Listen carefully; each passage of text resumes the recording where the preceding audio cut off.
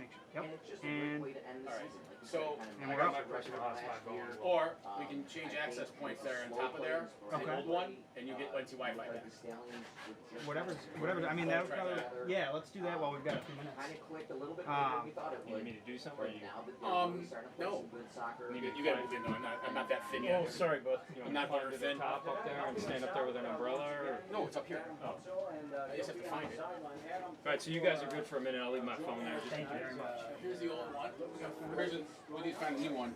Yeah, thank you. Oh, there's a new one right here. It's windy and black, but this guy's real cool outfit here. I think it's What do you expect for tonight's contest? well, I hope the Stallions come out with the energy You fingernails? when they play Niagara. I got it. Yeah. They put a real good. No, it wasn't that. It was a clip. About the victory, and hopefully they can build that and Yeah. you know, make it through against it. Yeah. I'm assuming it's this one. Well, Halftime. playing against the crosstown rival is always that's motivational, right? Get a little extra juice, absolutely. And the fact is they're playing together, are playing against each other so I'll just tell you close. that. The last All right, game I got was green. 6th of June. You're Yeah, talking so about, I Looking at. you know, just a So couple let's days see if ago. it's. Yeah, it should be. So I might be able to see it now. should shape up to be a great game. Adam, what about you? Yeah, I think being the end of the season and it being, So you can see NC the Wi-Fi. holiday and the 4th of July this week too, I think the players, you know, feel a little energy around the holiday. event? You know, they play with however it is, so. Well, the NT BYOD popped up. Some balls happening where. Oh, It's not on the other one. Yeah. Adam, I know you have a website that you.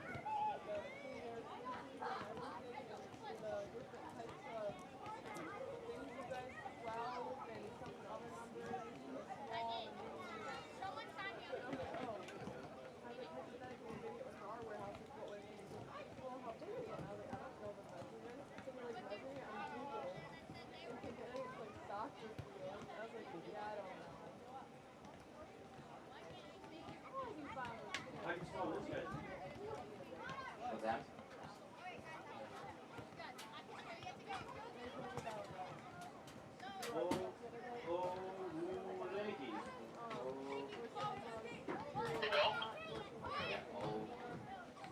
Oh, cool lady.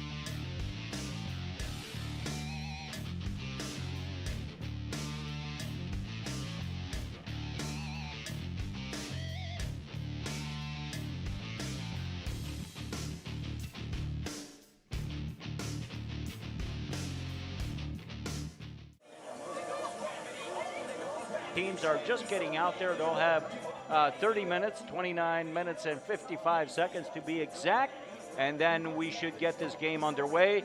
As we mentioned earlier, it is a celebration tonight, not only the 4th of July, but Victoria Day, right? Canada Day, absolutely. Canada Day, yes. And we will have a flyover by the U.S. Air Force. So a lot of things happening. And then, of course, at the end of the game, there will be a fireworks display, courtesy of Bill Yunke and Liberty Cab. So it makes for a great night. Tony, you can't beat it. If you're looking for anything else, I don't know what to tell you. This is going to be an amazing night. Fans are starting to come in. And honestly, the little half hour of delay we've got, where the game's starting at about 8 o'clock instead of 7:30 now, I think it's going to make those fireworks all the more Even better. Yeah, so because last year I remember the game started at 7, and the game, when it ended, it was still light out, so it was a little difficult. I suggested that maybe they would petition the league to start the game at 7:30, which they did. So that's the start time. Yep, and Mother Nature, even more. Mother Nature made a petition to start the game at 8 o'clock. So let's look at the starting lineup first for the Buffalo Stallions. The Buffalo Stallions line up with Jack Petrie in goal.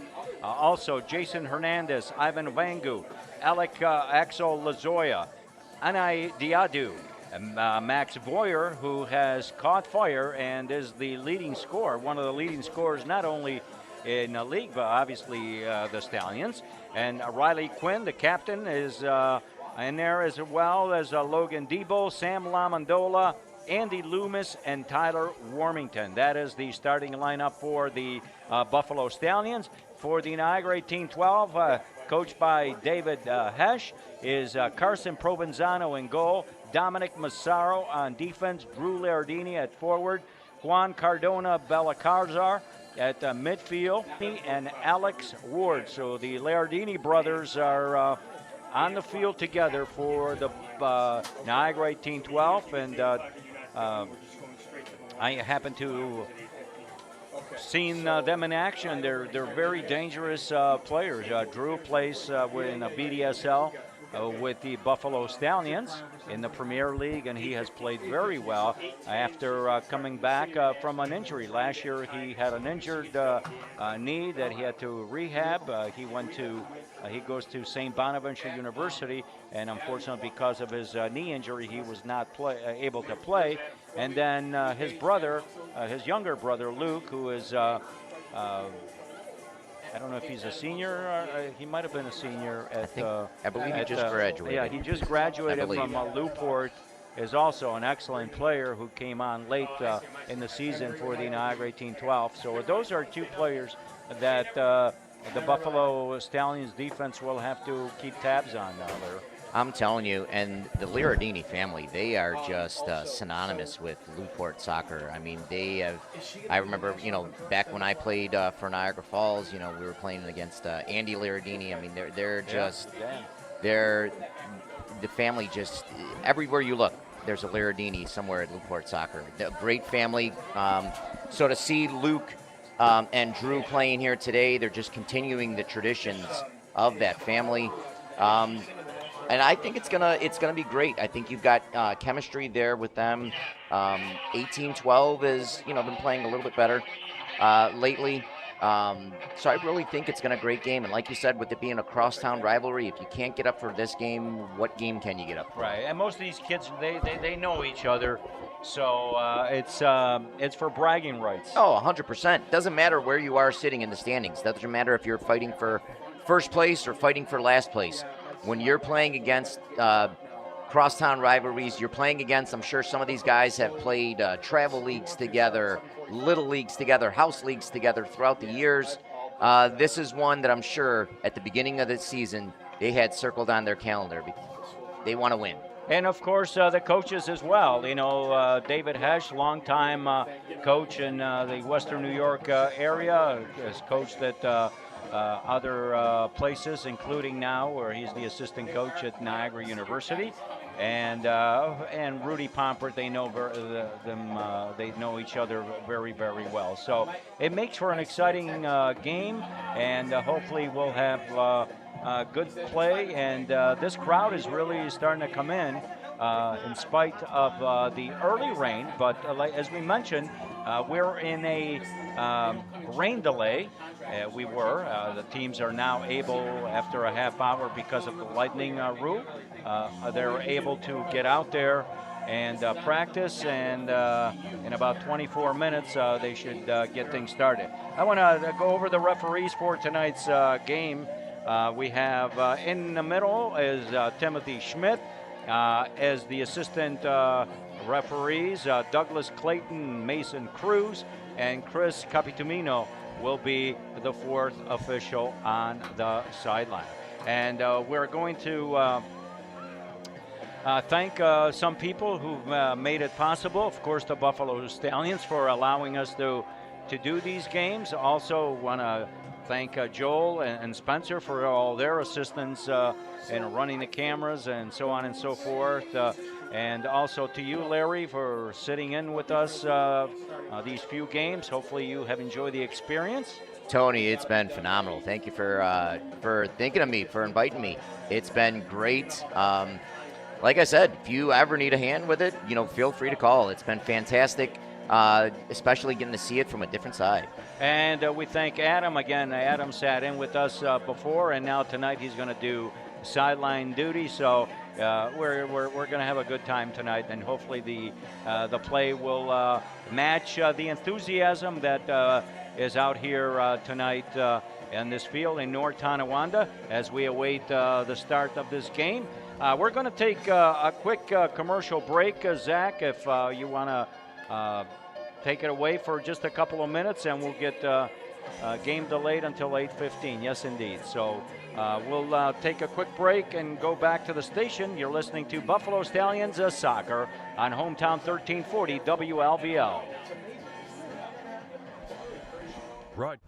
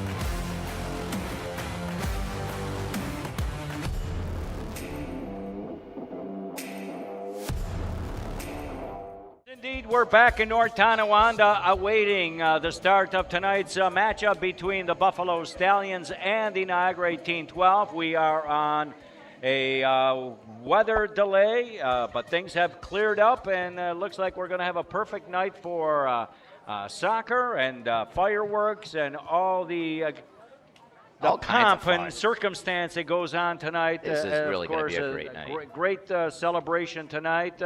Our friends to the north celebrating Canada Day, and we're celebrating the 4th of July, 250th anniversary. And of course, tonight we'll have fireworks to go after the game. Now, since we are talking about things, and we want to talk about the World Cup, Adam, you can come Absolutely. in and talk about the World Cup too. And We'll what a give him the World mic. Cup it's been. So let's talk about today's contests because Oh, my. there were some There's a lot to talk really about good there. games today. England came back. They were down 1-0, and then Harry Kane Decided to show up. Yeah, he showed up, and his brilliance at the end. 2 great goals. They defeated the Democratic Republic of Congo by the score of 2-1, and then Belgium. They were down 2-0 to Senegal and came back.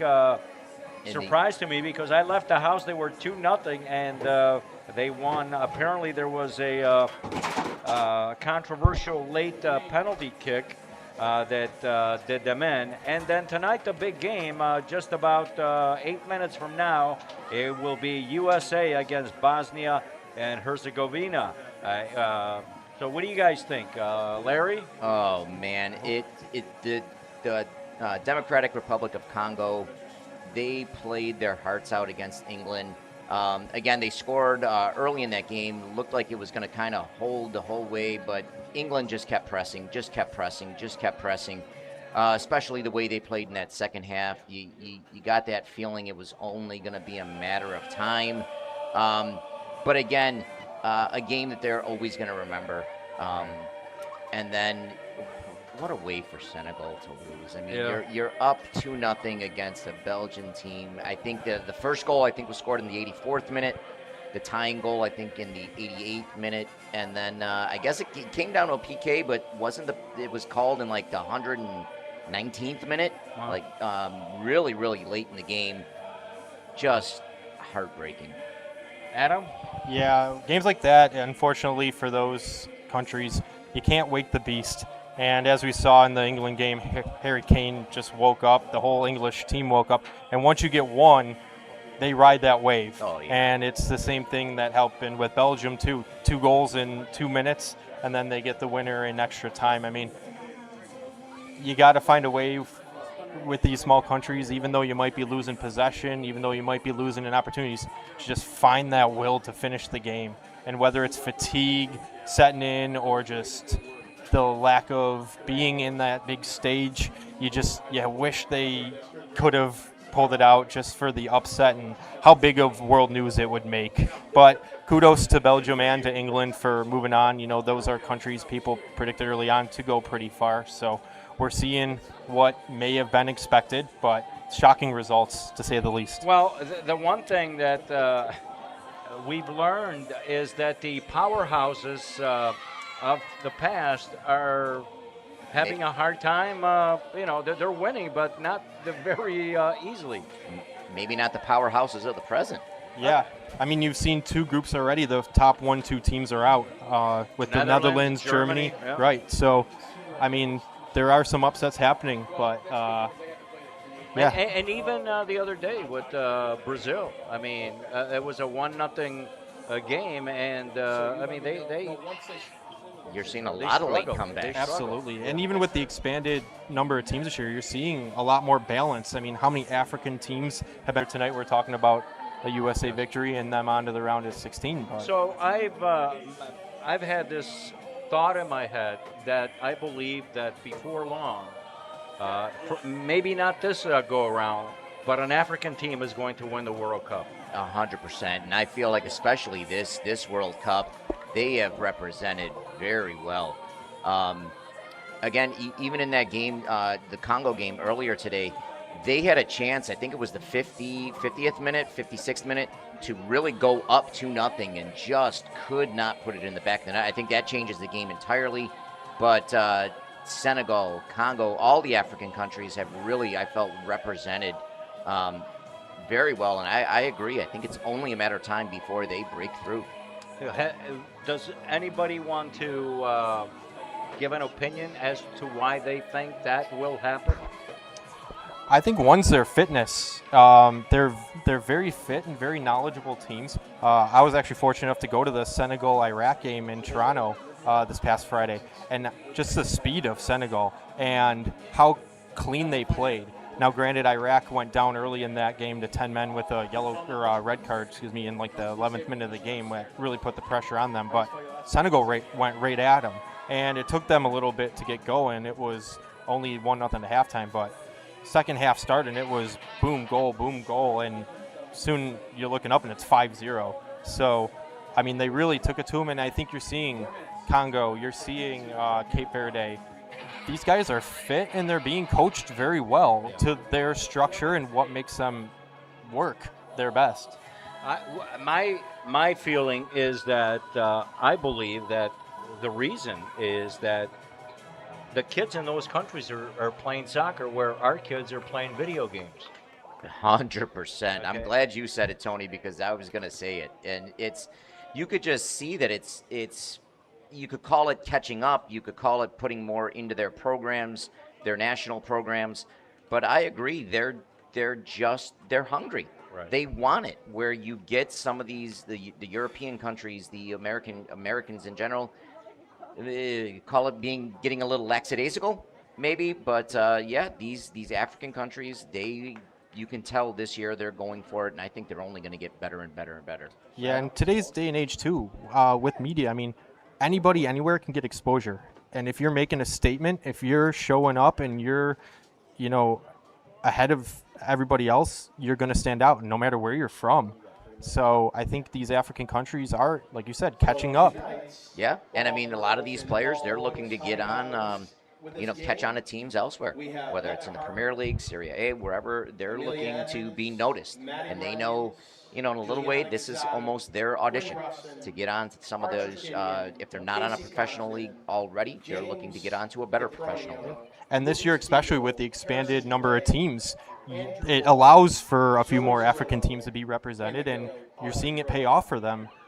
Yeah, I don't know that I was a fan of FIFA expanding to so many teams. Yeah. Because it gives you lots of mismatches at the beginning of the tournament, but now we're seeing some of these teams that we did not think much of.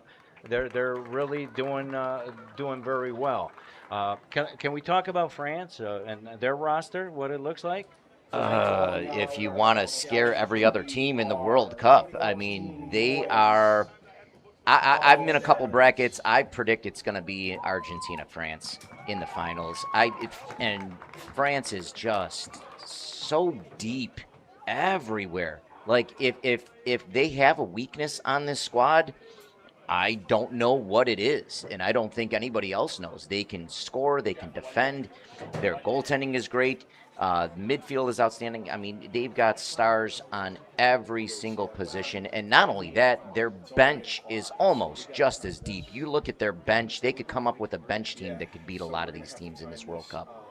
Absolutely. I mean, you look at France's roster, and you just compare them to any other team, and they easily have. Are they from France? 4 out of the top. They've got French citizenship. Yep. They got probably 4 of the top 10 players in the world, whether it's Mbappe. We saw Dembele score a hat trick last week. I mean, he almost scored the goal of the century yesterday. Yeah, I mean, they can get their production from anywhere on the field, so they're dangerous to say the least.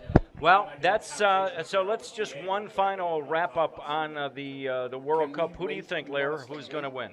You know what? I love Messi. I'm going with back-to-back. I got to go with Argentina. Adam? The way it's looking right now, Don't I say say France. Don't I say say France. I am a Messi fan too. Originally, I was thinking maybe Spain, but I Spain think has if not showed well. no, so All it's right. got to be France for me. All right. Tony, what about yours? I haven't decided yet. Tony's still hoping Italy somehow gets into the No, tournament, Italy and so am won't, I. and they deserve not to be there. Yep. But I wouldn't mind, and simply because I love the coach of Brazil, Carlo Ancelotti. Yeah. I wouldn't mind seeing him win because he's been such a great coach, a great player, and I wouldn't mind seeing him. But Do you think there'll ever be a new team that hasn't won it before that'll finally break through? Not this time around. Not this time? France is pretty strong. Hey, So. I hate to agree you. All right, well, the teams are lined up. We're ready to get out there and start this game. Adam, thank you very much. You're going to go to the sidelines, and we'll hear from you periodically throughout this contest. The teams look like they're going to be going out there for the international walk, national anthem, flyover, and we'll get this game started. The game was supposed to start tonight at 7:30, but unfortunately because of the weather delay, we are waiting to start this game. We're about 13 minutes away from the start of this contest between the Buffalo Stallions and the Niagara 1812. The Buffalo Stallions coached by Coach Rudy Pompert, and the Niagara 1812 coached by David Hesch. Shane Majerus is not in the building. He is in Florida, and he will be checking in with us at halftime. Larry, yes. A little remote interview? Yes, he's going to be calling in from Miami as he is at the World Cup. So Okay. he said he's going to call in. And the game is between the U.S. and Bosnia-Herzegovina. Speaking of Italy, the team that knocked Italy out of any chance to get into the World Cup. Yes, they'll Still a sore subject. yeah, well, that's why they play the game on the field. 100%. Italy, even though their winning percentage was better than most teams, that some of the teams that did make it, but they did not qualify. Hey, Simple as that. when it's time to show, you got to go. Yeah, and they they didn't, They so. didn't. As much as we would have loved to see them there, we're just going to have to wait 4 more years, and it's going to be 4 long years. 4 long years. As the PA announcer is making the announcement for tonight's team, we'll do the same here. We'll let you know that for the Buffalo Stallions, they will be lining up with Jack Petrie in goal, Jason Hernandez, Ivan Wangu, Axel Lazoya, Anai Diadu, Max Boyer, Riley Quinn, Logan Diebel, Sam Lamondola, Andy Loomis, and Tyler Warmington for the Niagara 1812. They do have some changes here, and we'll give them to you. Carson Provenzano in goal, Dominic Massaro, Drew Lardini, Juan Cardona, Liam Felice, Langan Hungenberg, Joshua Owulehi, also Harry Kirk, Luke Heworth, Luke Leardini, and Alex Ward. That is the starting lineup for the Niagara 1812. The referees for tonight's game, once again, Timothy Schmidt, Douglas Clayton, Mason Cruz, and the fourth official is Chris Capitumino. You're listening to Buffalo Stallion Soccer on Hometown 1340 WLVL. And the show after the game is the fireworks sponsored by Liberty Cab. And, of course, the president and owner of WLVL, that's Bill Yonke. So we are so happy. And as we see Larry out there, the fire department is taking position. They're ready. The gentlemen that are setting up the fireworks are on the field. Not on the field, the playing field, but behind the stands up in the opposite side. And they will be, setting things up for tonight's fireworks display. I'm looking forward to the flyover. Oh, absolutely. That's going to be great. And Tony, as a player or as a coach, does that give you a little more juice to get on that field when you know there's stuff like a flyover coming, like fireworks? Maybe you got like a larger than normal crowd. Does that kind of give you a little extra juice? Absolutely. And you know what? I don't want to talk about how long ago I played, but I played in college, and there was a game that we had a playoff game. And before the game, we're just warming up, and you're focused on the field and warming up. And we played at a school that on one side was a hill. Okay. And there was nobody there. And the other side were the fans. and you kind of, saw them. And then all of a sudden, just before the game started, a Volkswagen showed up with these huge speakers Oh, on. no kidding. And I look up, and that side where the hill was complete, full of people. And that just gave you that.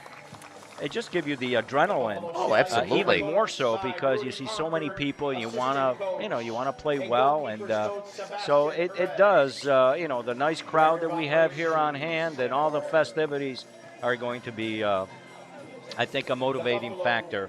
So 100%. Now, did you like home games or away games? Because when I was playing, it seems a little weird. I always like playing on the road because I always kind of got that villain mentality that I'm gonna go out there and I'm gonna score a goal against, and I'm gonna make the people in the crowd a little upset because as the road team, we're going to beat your home team. Yeah, I never really cared. I just wanted to play, but it was good to go on the road and get that win. and win the game and beat the other team. So it was a little bit of a motivating factor too, because it's you against the world. Yep, you And, get that us against everybody.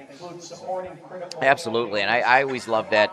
I got that little extra when especially if the road team was having something big like a homecoming game, or they were doing a promotion like this. You kind of like, hey, we're gonna make it a little dreary for you guys. Right. Well, we have a whole bunch of people here tonight, and that is so great to see. And we're going to have, I guess we're getting ready for the national anthem. So we're going to take a break and the singing of the national anthem.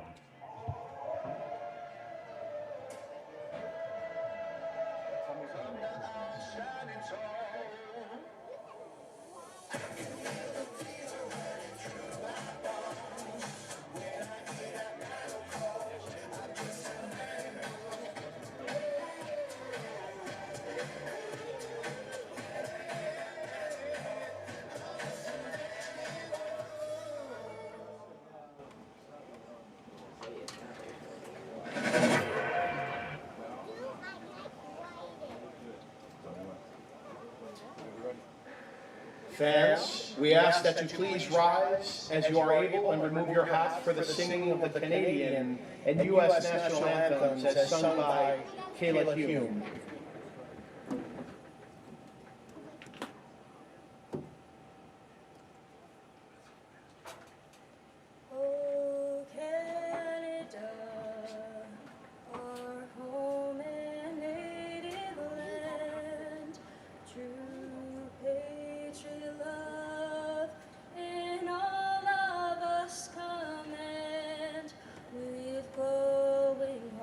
We see thee rise, the true north, strong and free.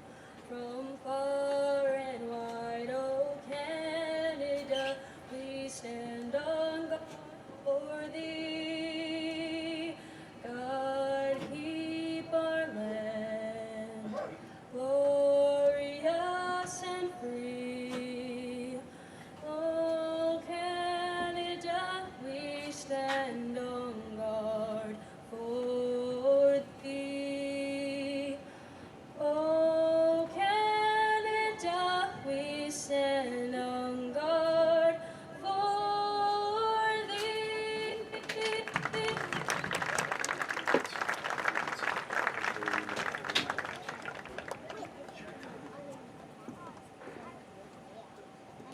Oh, and you see by the dawn's early light what so proudly we hailed at the twilight's last gleaming, whose broad stripes and bright stars through the perilous fight o'er the ramparts we watched were so gallantly streaming, and the rockets red glare, the bombs bursting in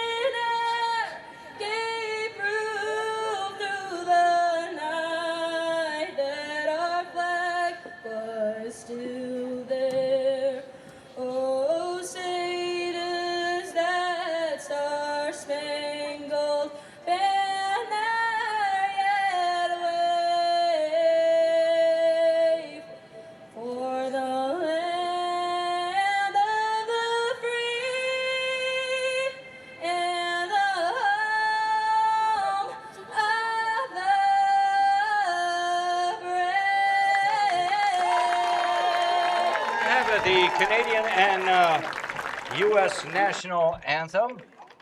And the teams are now shaking hands, and we're just about ready for the flyover from the Niagara Falls. Larry, do you see him out there? I'm telling you, I haven't seen him yet, but Tony, look, the skies are clearing up. This Beautiful. is really Now shaping up it's to be time, yes.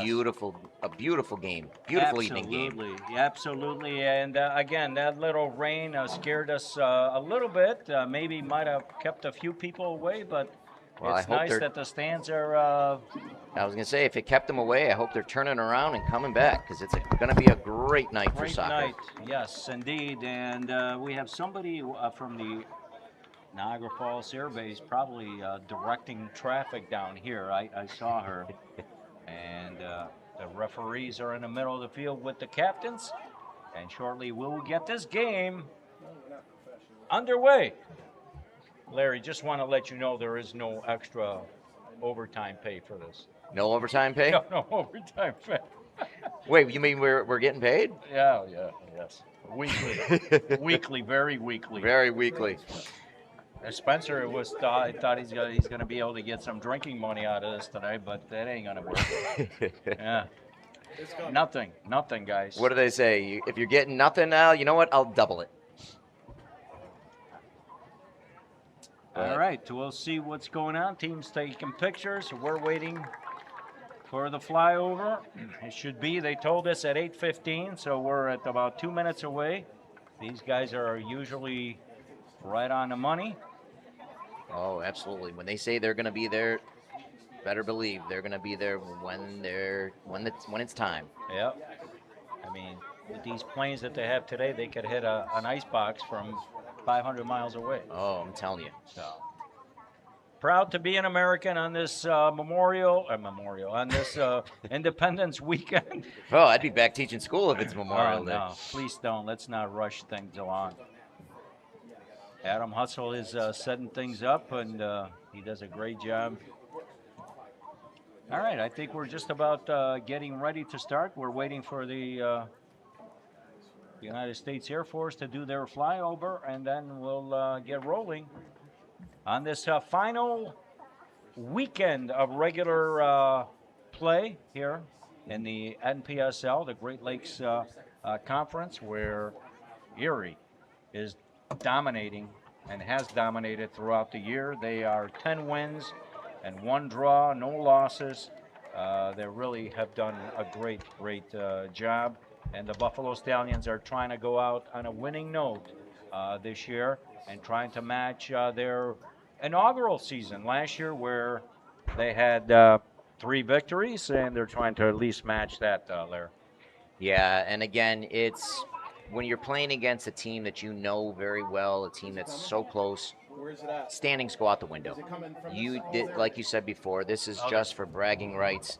They're ready to rock. Folks, here comes Okay, the here flyover. comes the flyover. Speaking of ready to rock, Where's the fly? I can't see anything. I'm gonna stick my head through the window. oh, here it comes, right over the press box. Is it really? Oh, gee. Oh, look at that. That's impressive. Beautiful.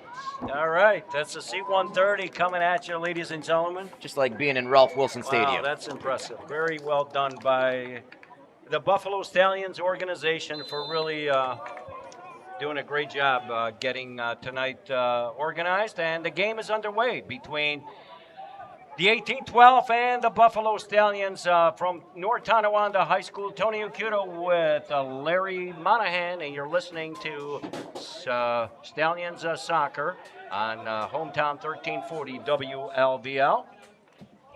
1812 with the ball. Coming out, And putting on a little Buffalo's pressure. yeah. They might want to try to erase that 4-1 game from a couple days ago. They want to try to erase that bad taste from their mouth Yeah, they very don't want to quickly. lose 2 games in a row. The ball is still in, Looked like it went out over there. and the ball does go out of bounds. It hits the upright of the football goalpost, and it'll be As long a as goal it, kick. As long as it didn't go wide right. No, please, no. Too soon? Yeah. I've never seen that game again. Oy, oy, oy. Tyler Warmington with the ball, but it's intercepted and knocked out of bounds. It'll be a throw-in for the Buffalo Stallions. Riley Quinn. And again, you got to think Buffalo had to have think that Niagara was going to come out and try to keep pace and try to set the tone early. So Buffalo's doing a good job of staying patient, trying to weather the storm a little bit, even though they're the home team. Again, sometimes when you get beat badly on the rematch, that team is going to come out and try to really set things early. Buffalo did a great job. Hopefully they can start getting some offensive attack now. Yep. Ivan Wangu loses the ball, but he's able to get it back to Jack Petrie, who knocks it out to Riley Quinn. And a throw in for the Buffalo Stallions. A little bit of a different game so far. Last time Buffalo really came out. Here comes Axel Lazoya, loses the ball, but Diadu gets the ball, intercepted by the 18-12, and they go back toward their own goal.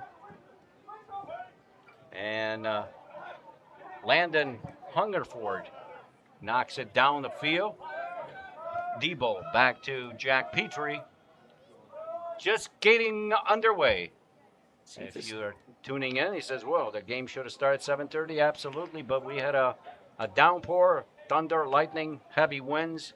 Game delayed for 45 minutes, and we are just getting underway. Axel Lazoya long down the field looking for Riley Quinn, but intercepted by 18-12. Diadu with the ball. Trying to go for Andy Loomis, but the ball goes out of bounds. Stallions still playing a little disconnected right now. I'd like to see them start setting up some passes, just something to settle them down in the game. We're only 3 minutes in. Again, just settle down, just connect nice, simple passes.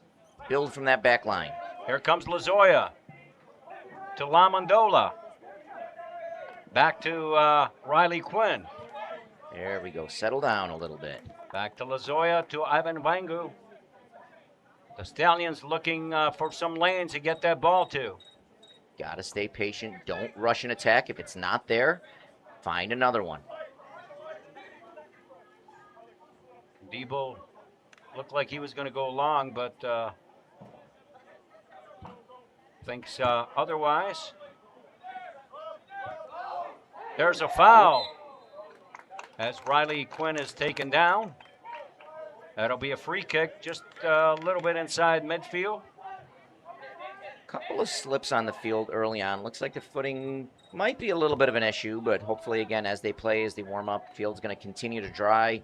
Hopefully it doesn't cause any problems early on.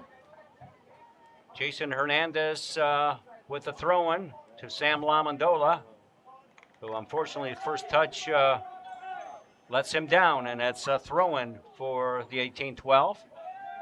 That first touch, so important. Yes. Back to the goalkeeper, Provenzano. Chips it to his defender, but goes out of bounds, and Buffalo gets the ball. I'd like to see a little bit better distribution from your goaltender there. There's the ball to number 7, Liam Felice, but a cut off by Riley Quinn. Ivan Wangu. Buffalo looking more connected back in their back end. Looked like, again, they weathered that early few-minute storm, and they're settling into this game nicely. Logan Debo being chased by Luke Liardini to Jason Hernandez. It should be a throw-in. Ooh, I thought a Stallions throw-in. It should have been. I'll have to adjust my glasses there. Well, Mason Cruz, the AR, looked at the referee. The referee shrugged his shoulder, and they just kind of said, oh, let's go the other way. They did rock, paper, scissors. So That's the look you never want to see when you look at if you're in the middle and you look at the AR and he shrugs his shoulders, they go, oh, no. He's like, I don't That's know. not good. That's not good. Buffalo Stallions soccer all season long has been brought here on Hometown 1340 WLBL. It's been a great experience being up here once again this year, and the first season on LBL. Hopefully, we'll be able to do it again next year. I hope so. Buffalo trying to get some balls to their leading scorer, Max Boyer, who has really gone on a tear. And here's a ball to Max Boyer. Errant pass inside the box and a goal! Sam Lamondola has the 18-12 just made a mess of it back there. And the ball went to Max Boyer, who found an open Sam Lamondola. And 6 minutes into this game, the Stallions are up 1-0. Patience, patience, patience. They didn't rush their attack, waited for a mistake here. Nice little ball through there. You can't ask for anything better. Again, you let your gameplay, don't let them dictate it.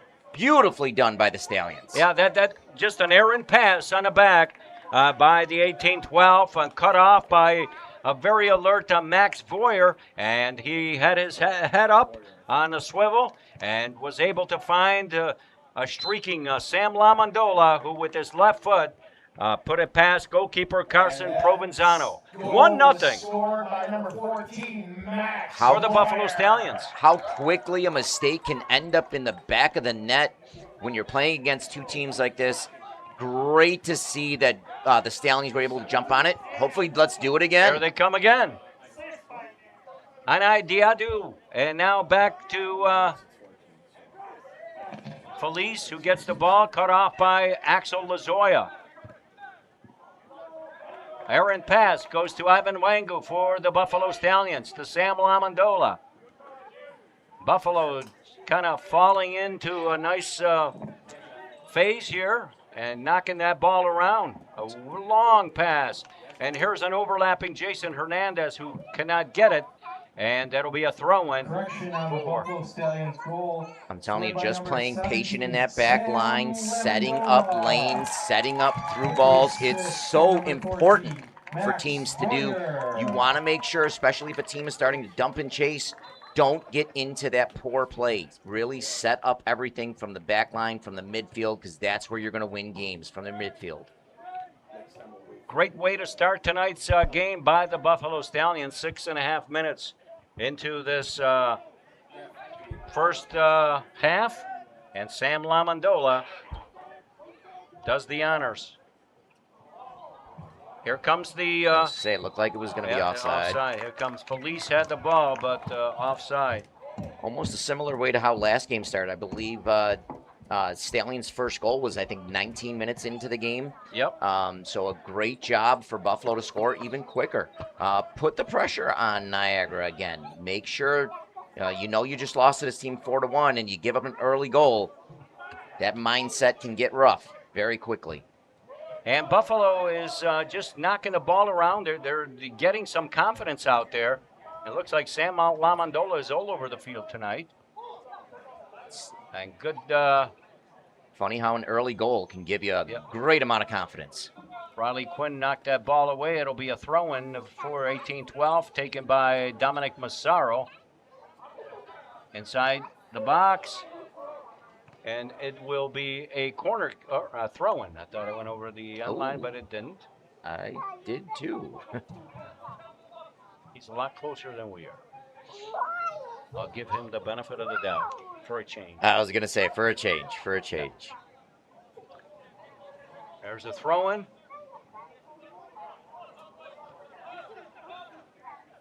And Buffalo is able to get that ball. Loomis with a bat trap. Goes to Drew Laradini, but he runs out of real estate, and it'll be a goal kick for the Buffalo Stallions. You give Drew too many touches in there, too many chances in there, he's going to put one in the back of the net. So a player that you don't want to lose the ball to very often. Very quick with the ball at his foot. And he knows how to put players into positions that will give him the ball back. They're slippery out there, and the ball goes out of bounds. And it'll be a throw-in for the Stallions.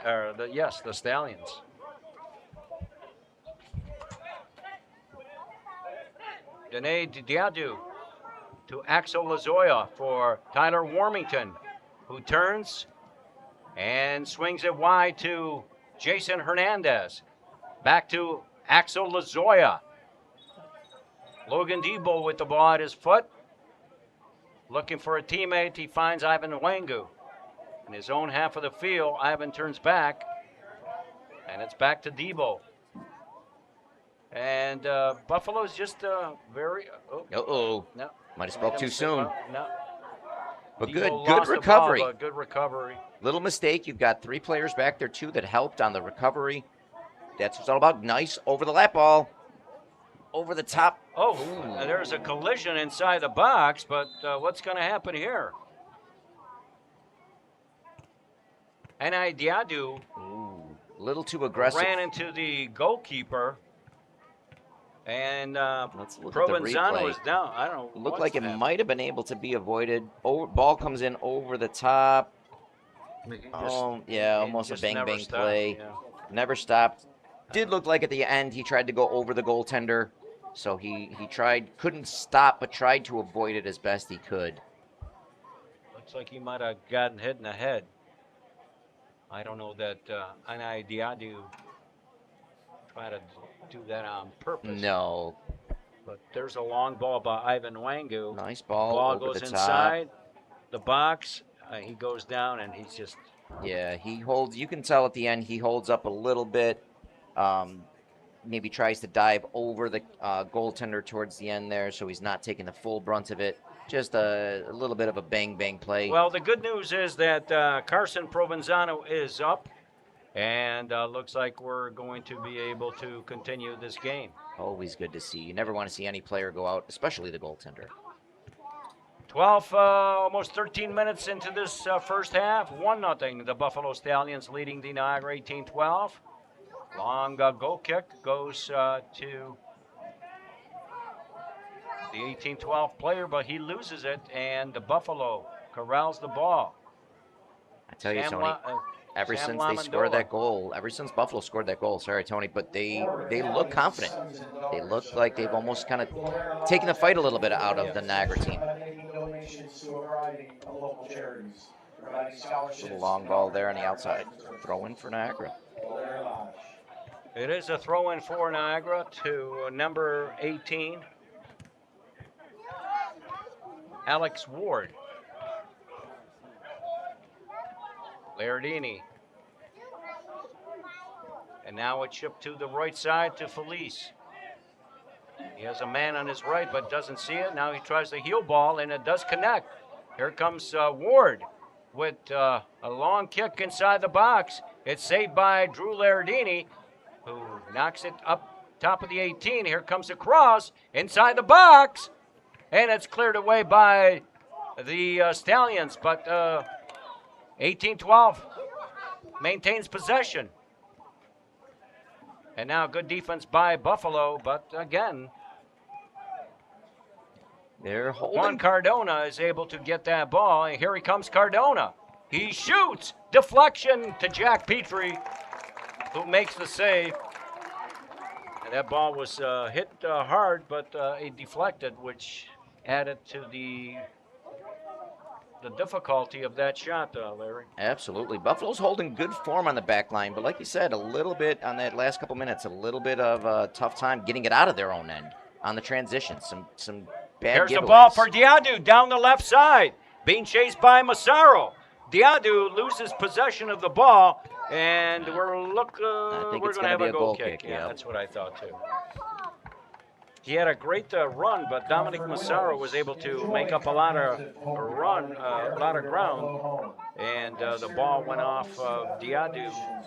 Mazzaro he picked up a lot of ground, but also played the angle. Didn't go directly to the ball, played right where he needed to on the angle to make it a little There's easier. a foul himself. on Ivan Wangu as the forward coming back for the ball, but he was taken out.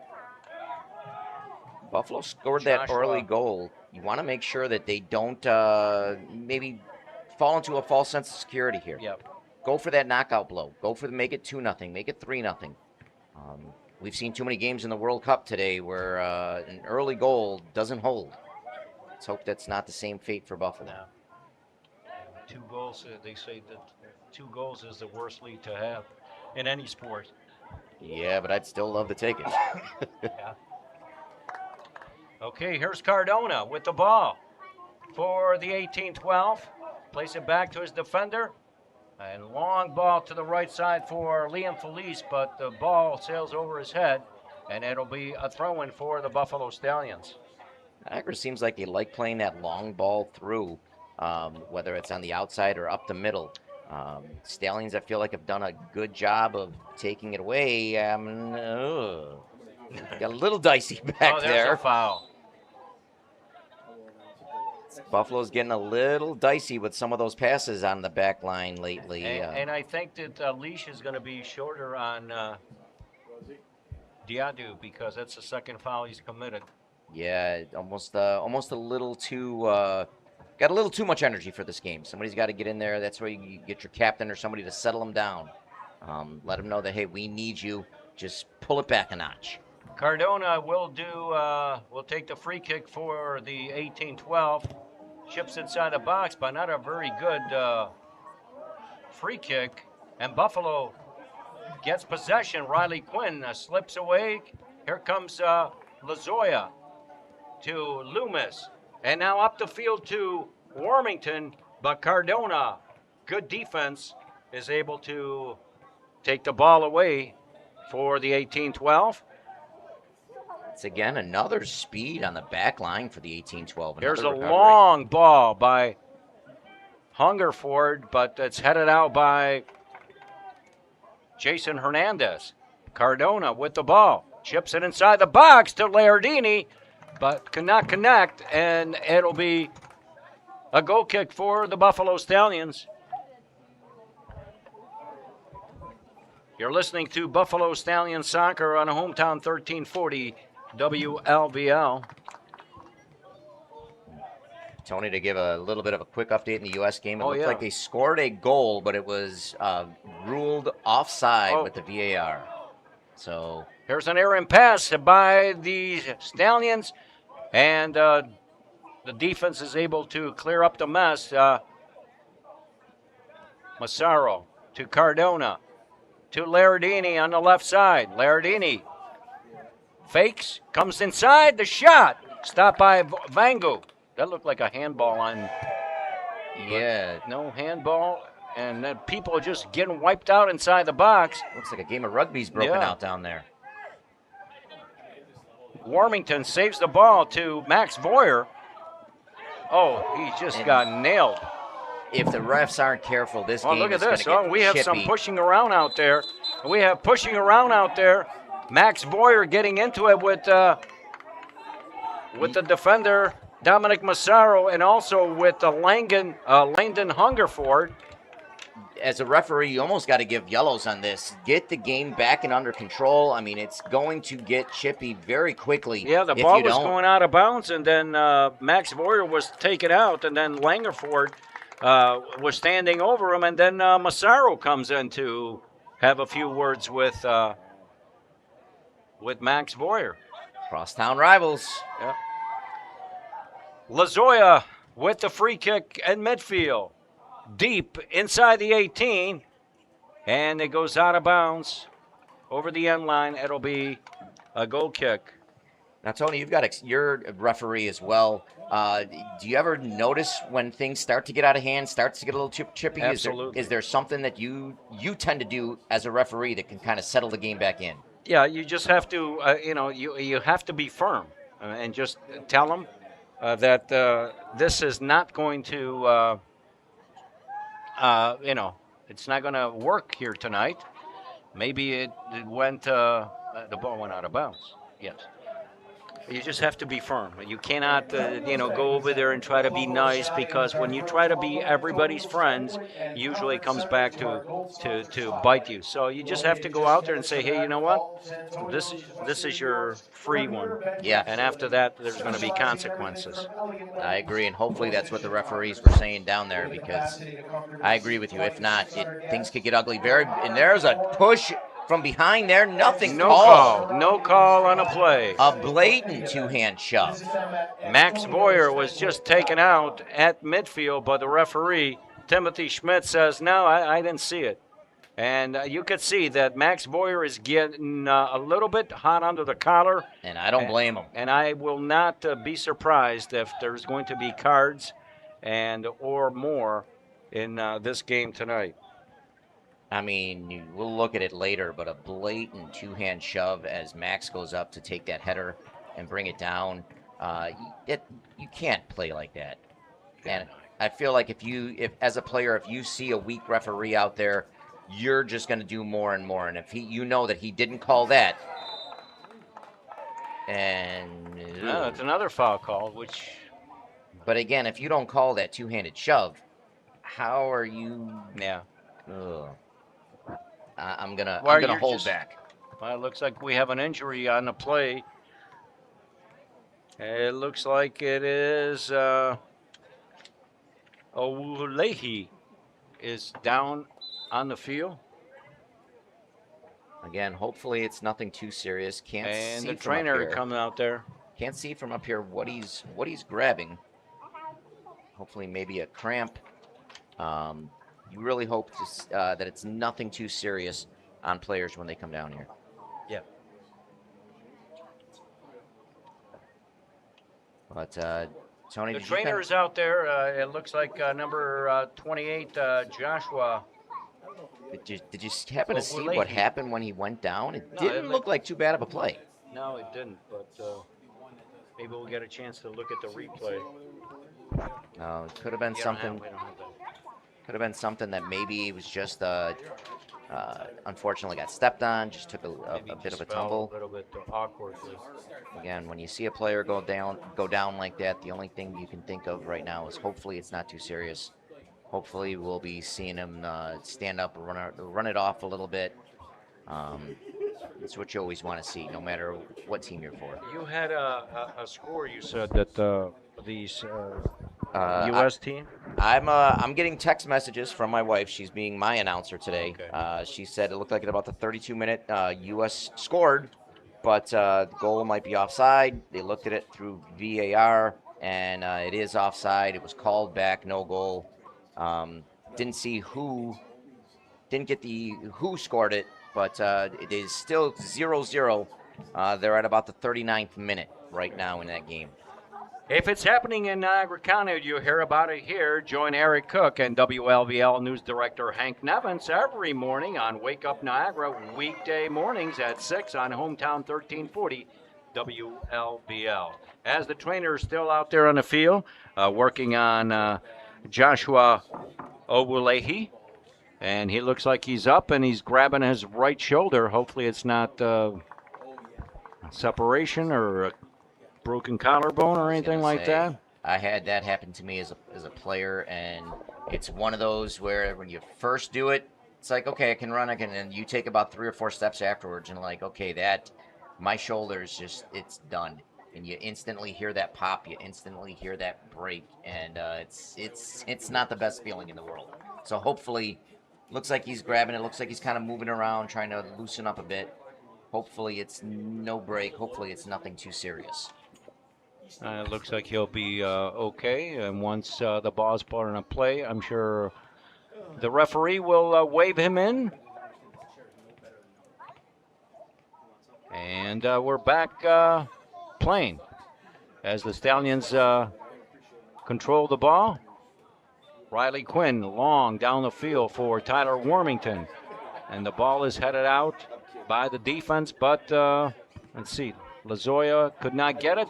Good play by Lamondola to take the ball away. And here comes Anai Diadu, who loses the ball. And now to Felice. Intercepted by Lazoya. Riley Quinn, the captain of this Buffalo Stallions, to Sam Lamondola, to Jason Hernandez. Be sure to check out our radio partner, WEBR, WLVL. Again, Buffalo playing very patient. Would like to see them eliminate some of the turnovers There's that a they've foul. had. Gotta call that. Would like to see Buffalo eliminate some of the turnovers, but for the most part, it looks like they're holding pretty good form. Yeah, Axel Lazoya had the ball, but he lost it, and then the only thing he could do was grab, and there's a foul. And it'll be a free kick for the Niagara 18-12. header goes to nobody in particular as far as the Stallions is concerned. And the 18-12 maintains possession to Provenzano, the goalkeeper. Pressure him. He looks like bad pass. He was shooken up earlier. Here comes Diadu going in. What can he do? He's looking. He's looking. He shoots. Oh, hit the goal, went in! Oh, what a goal! It's a goal!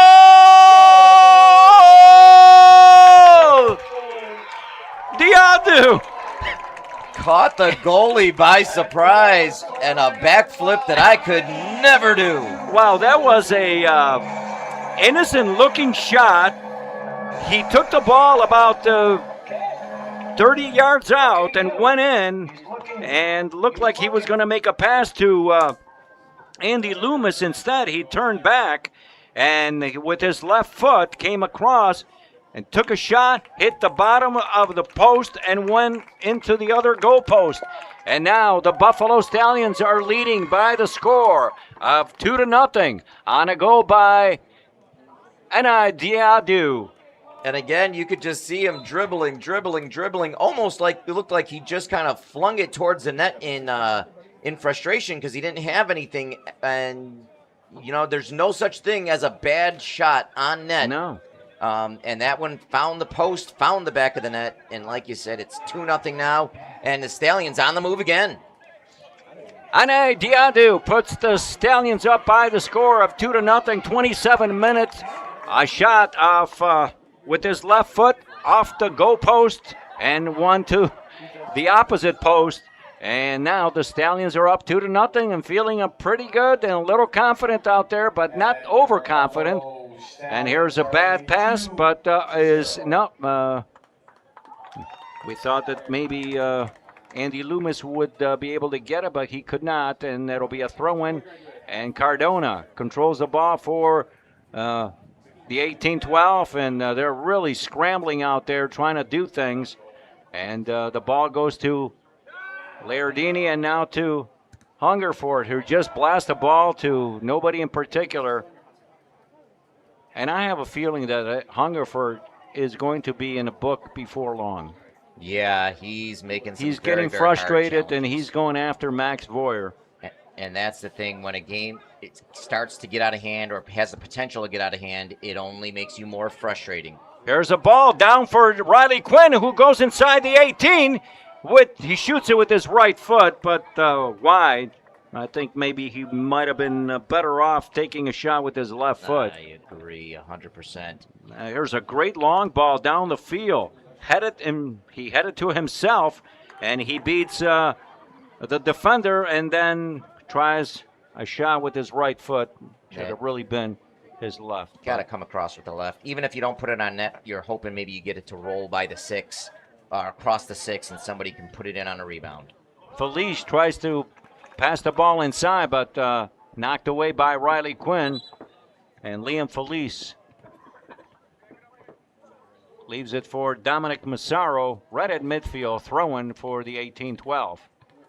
You're listening to Buffalo Stallion Soccer on WLBL 1340 AM, your hometown. Here comes Diadu once again, 1-2 with Max Boyer, but he hits the ball just too far, but it'll still be a corner kick for the Stallions. Great ball, 1-2 with Max Boyer. Diadu went down, but just a heavy touch. Then he knocked the ball out of bounds, but they went off the defender, and it'll be a corner kick.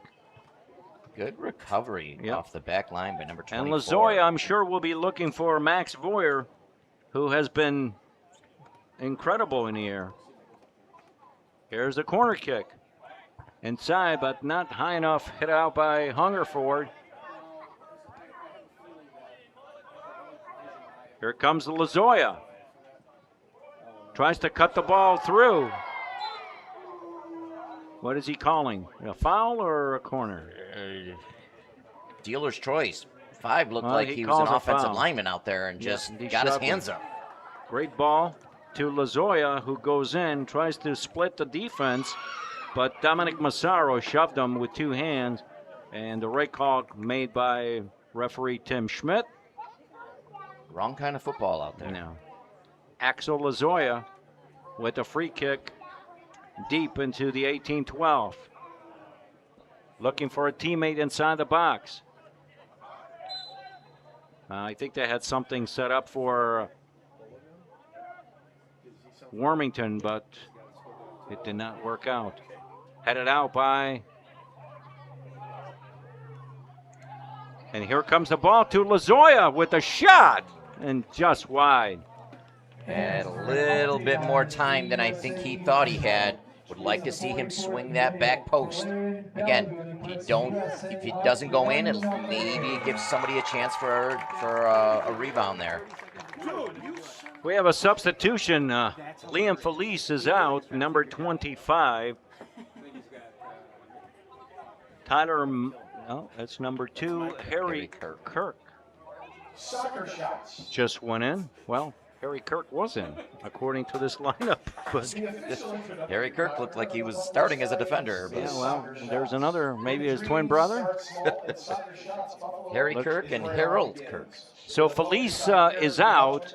It looks like that Luke Lardini is going to play that right side forward for the 18-12, but Buffalo is able to knock it away, and Hungerford just in the last minute is able to take it off as Max Foyer was going to be on the way, one-on-one with the goalkeeper. Here comes Cardona.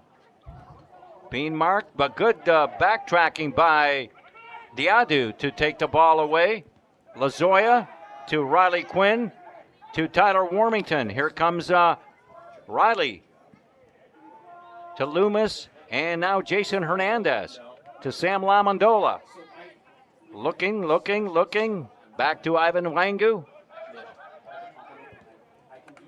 And now, long pass down the left side to Anai Diadu to Logan Debo. Long ball down the field, but to nobody in particular. It goes to goalkeeper Sam, or make that Carson Provenzano. Nobody making a run on that for Buffalo. Getting into that towards the end of the first half here, 34th minute. Pressure by Tyler Warmington. You want to make sure you do a great job of timing your runs and really timing your attack.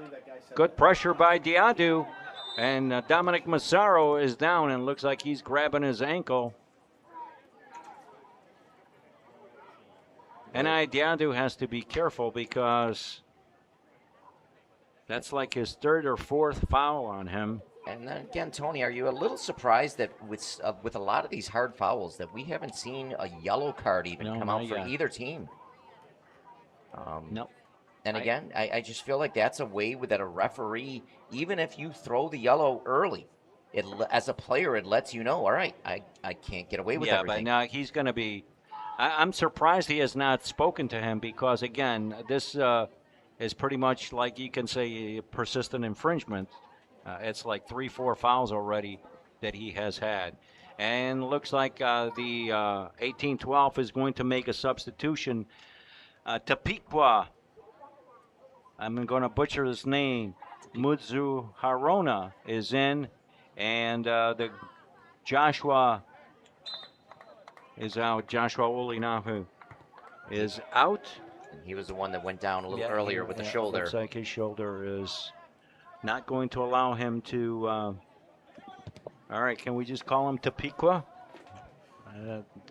Too difficult of a last name, there. Tapiqua M. Tapiqua M. Well, all right. That'll work for me. We apologize in advance. Riley Quinn with the ball in his foot to Logan Debo. And now to Jack Petrie. Long ball out. It's knocked out of bounds by Massaro. Stop by the concession stand and get yourself a Buffalo Stallions hot dog, slice of pizza, and other treats. On your way back, be sure to stop at the merchandise tent and pick up your Buffalo Stallions gear. Buffalo looking to add to their 2 goals lead. Nice battling by Tyler Warmington. Here comes N.A. Diadu, but the pass is just too long. And it'll be a throw-in for the 18-12. And We've got a USA update. What is it, Lawrence? Balaquin scores for the U.S. to go up 1-0. So great news from my at-home reporter, Victoria, my wife. Wow. But she's also telling me that Taylor Adams right now is down with a head injury. Uh-oh. So that's a little bit of good, a little bit of bad. But U.S. up 1-0. And they're in, looks like extended time. Oh, no, second half. Second half. 52nd minute. So if you could find the 24 on their roster, I will give you $1. But there's nobody out there, so we have no clue who number 24 is for the 18-12. Jason Hernandez looked like he handled the ball, but the referee says no. And now N.A. Diadu coming across. He's got some real estate, looking for Max Voyer, but could not get it. But here comes Warmington again to Diadu, to Diadu. 1-2 with Max Voyer. Oh, here we have a flyover. We have a seagull flyover. Yes. Tonight we spare no cost, ladies and gentlemen, in this finale of this 2026 season in PSL. Here comes Massaro. Looks to chip inside. They're a head ball, but over the end line. No harm, no foul as far as Buffalo is concerned. And that'll be a goal kick. 37 minutes gone in this first half. Buffalo Stallions leading by the score of 2-0. And here they come once again, but the ball too far for Tyler Warmington.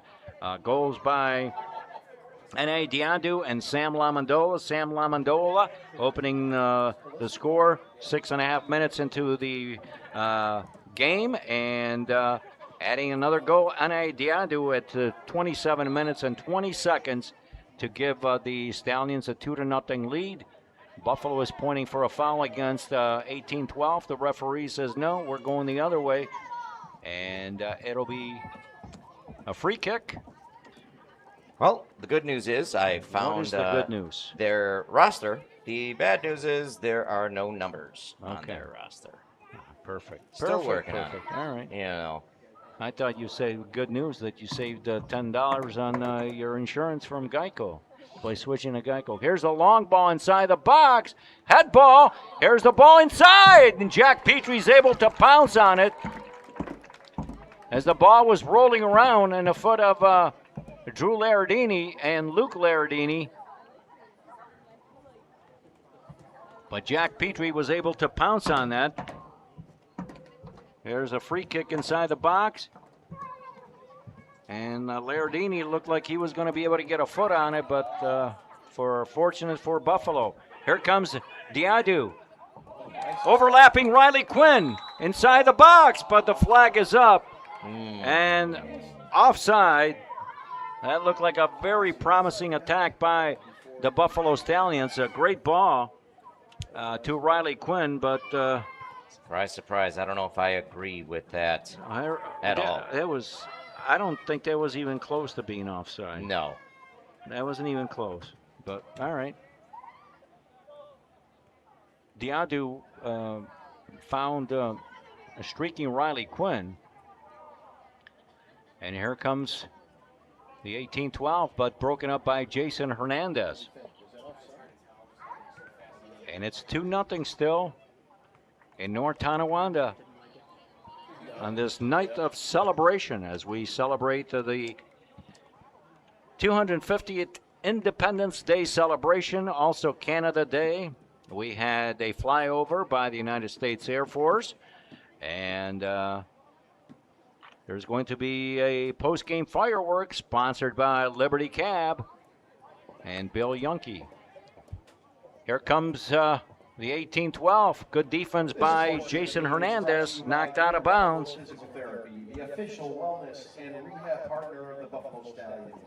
From youth players to pre-professional athletes, we're going to have to go with, we can take a guess who number 24 is, but I'm not seeing him on the roster. I'm seeing the roster, no numbers.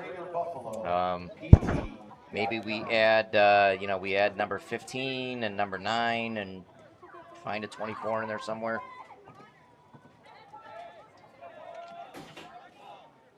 We have a corner kick for the Niagara 18-12 as we're approaching 41 minutes in this first half. Here's the chip inside the box. Looked like there was a push in there, but the ball goes over the end line, and that'll be a goal kick for the Buffalo Stallions. And another U.S. update from Victoria. What is it now? Taylor Adams is okay. Okay. He's still in the game. It is officially at halftime, and U.S. is up 1-0. Against Bosnia-Herzegovina. Here come the 18-12. Intercepting the ball. There's Luke Lairdini being marked by Logan Debo. It's going to be a throw-in. As a throw-in.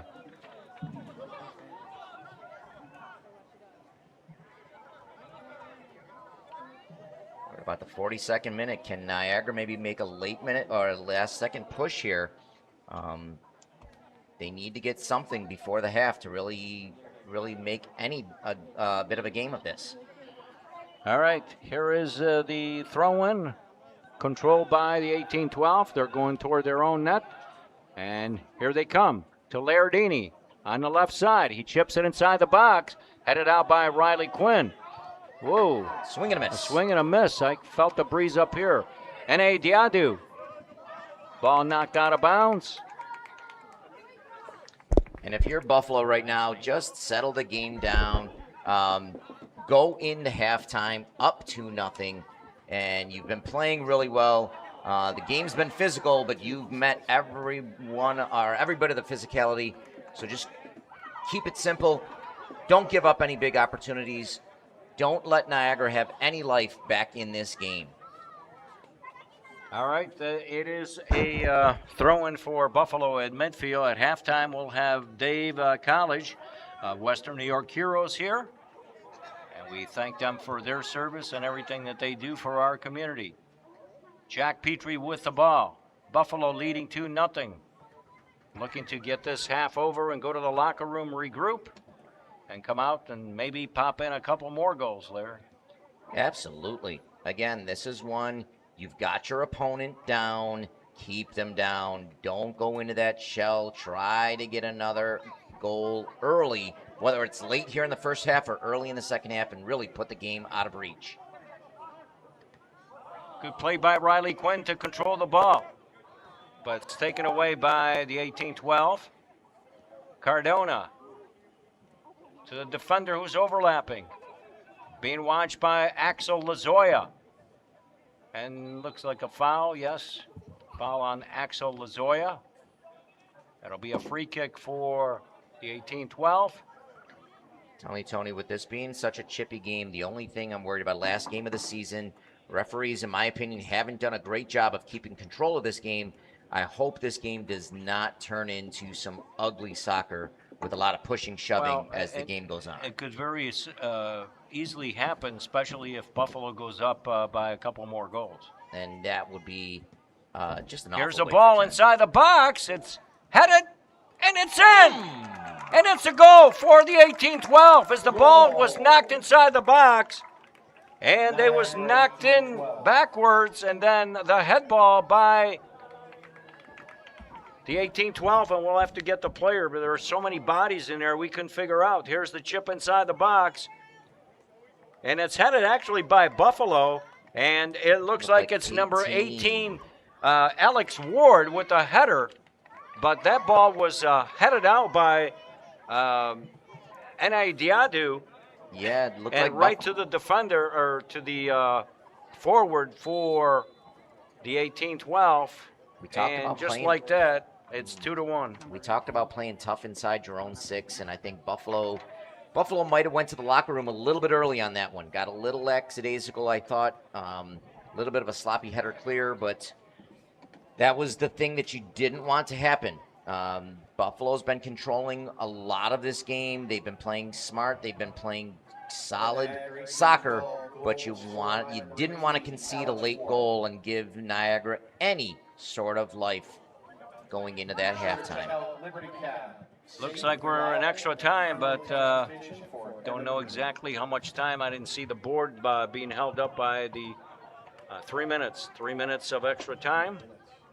And that's what, you know what, Larry, if you remember a couple of games ago, the same thing. Buffalo was leading 1-0, and then they allowed, and that happened. That has happened a couple of times this year. A lack of here comes Diadu, chips it to the opposite side, but could not find Andy Loomis.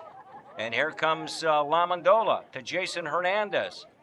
And Tony, knowing how to finish a game, knowing how to finish a half is just as important as getting those goals. You work so hard to get them and get that lead. You don't want to give them back. Yeah. Well, Buffalo is going to try to close it off. Jack Petrie comes out of his 18 and chips it to Axel Lazoya for Logan Debo. Debo puts it down for Warmington. Would like to see him send that ball inside a little bit as opposed to outside for the run. But still, a nice ball nevertheless. Massaro throw in, but Lamondola could not control it. And now the ball is hit to Luke Lardini. Good play by Logan Debo, but good battle by Lardini, but he held the Buffalo player, and there's a foul called. And Buffalo maintains possession. Jason Hernandez looking. Knocks it down the field for Loomis. Or make that Max Voyer, but way too far. And, you know, to be fair, Max Voyer really has not had anything to work with outside of the play where it turned into a goal off a mistake by the defense. Long punt. Headed out by Riley Quinn to N.A. Diadu. Back to Debo, to Lazoya, but that pass is intercepted. And here comes the 18-12. Lardini, he moves inside. Good defense by Buffalo. Debo knocks it out. Good clear. We should be approaching halftime very soon here. Can't be much time left on the clock. Here comes the 18-12. Ivan Wango controls it and just shoots it out. And we have come to the end of the first half. The Buffalo Stallions with 2 goals by Sam Lamondola, N.I. Diadu, countered by Alex Ward's late goal, are leading 2-1 as you're listening to Buffalo Stallions soccer on Hometown 1340 WLBL. We'll go back to the station for a couple of minutes and come back, and we'll have an interview with Dave College from Western New York Heroes.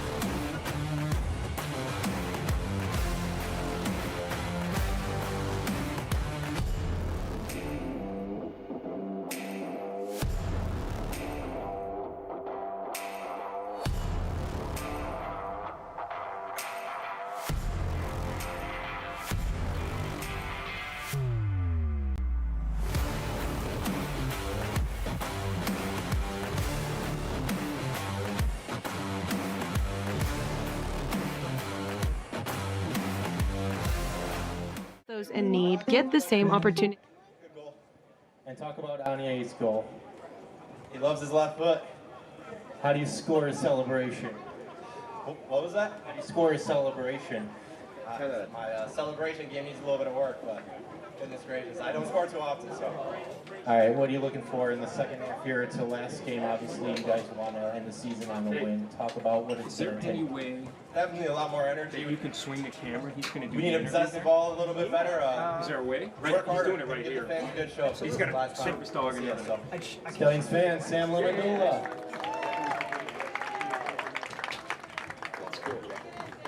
Should just go out and around again like last night. If I didn't have to disconnect and rewire. Oh, okay, here? Yeah, that's a good idea. That's the sound. Is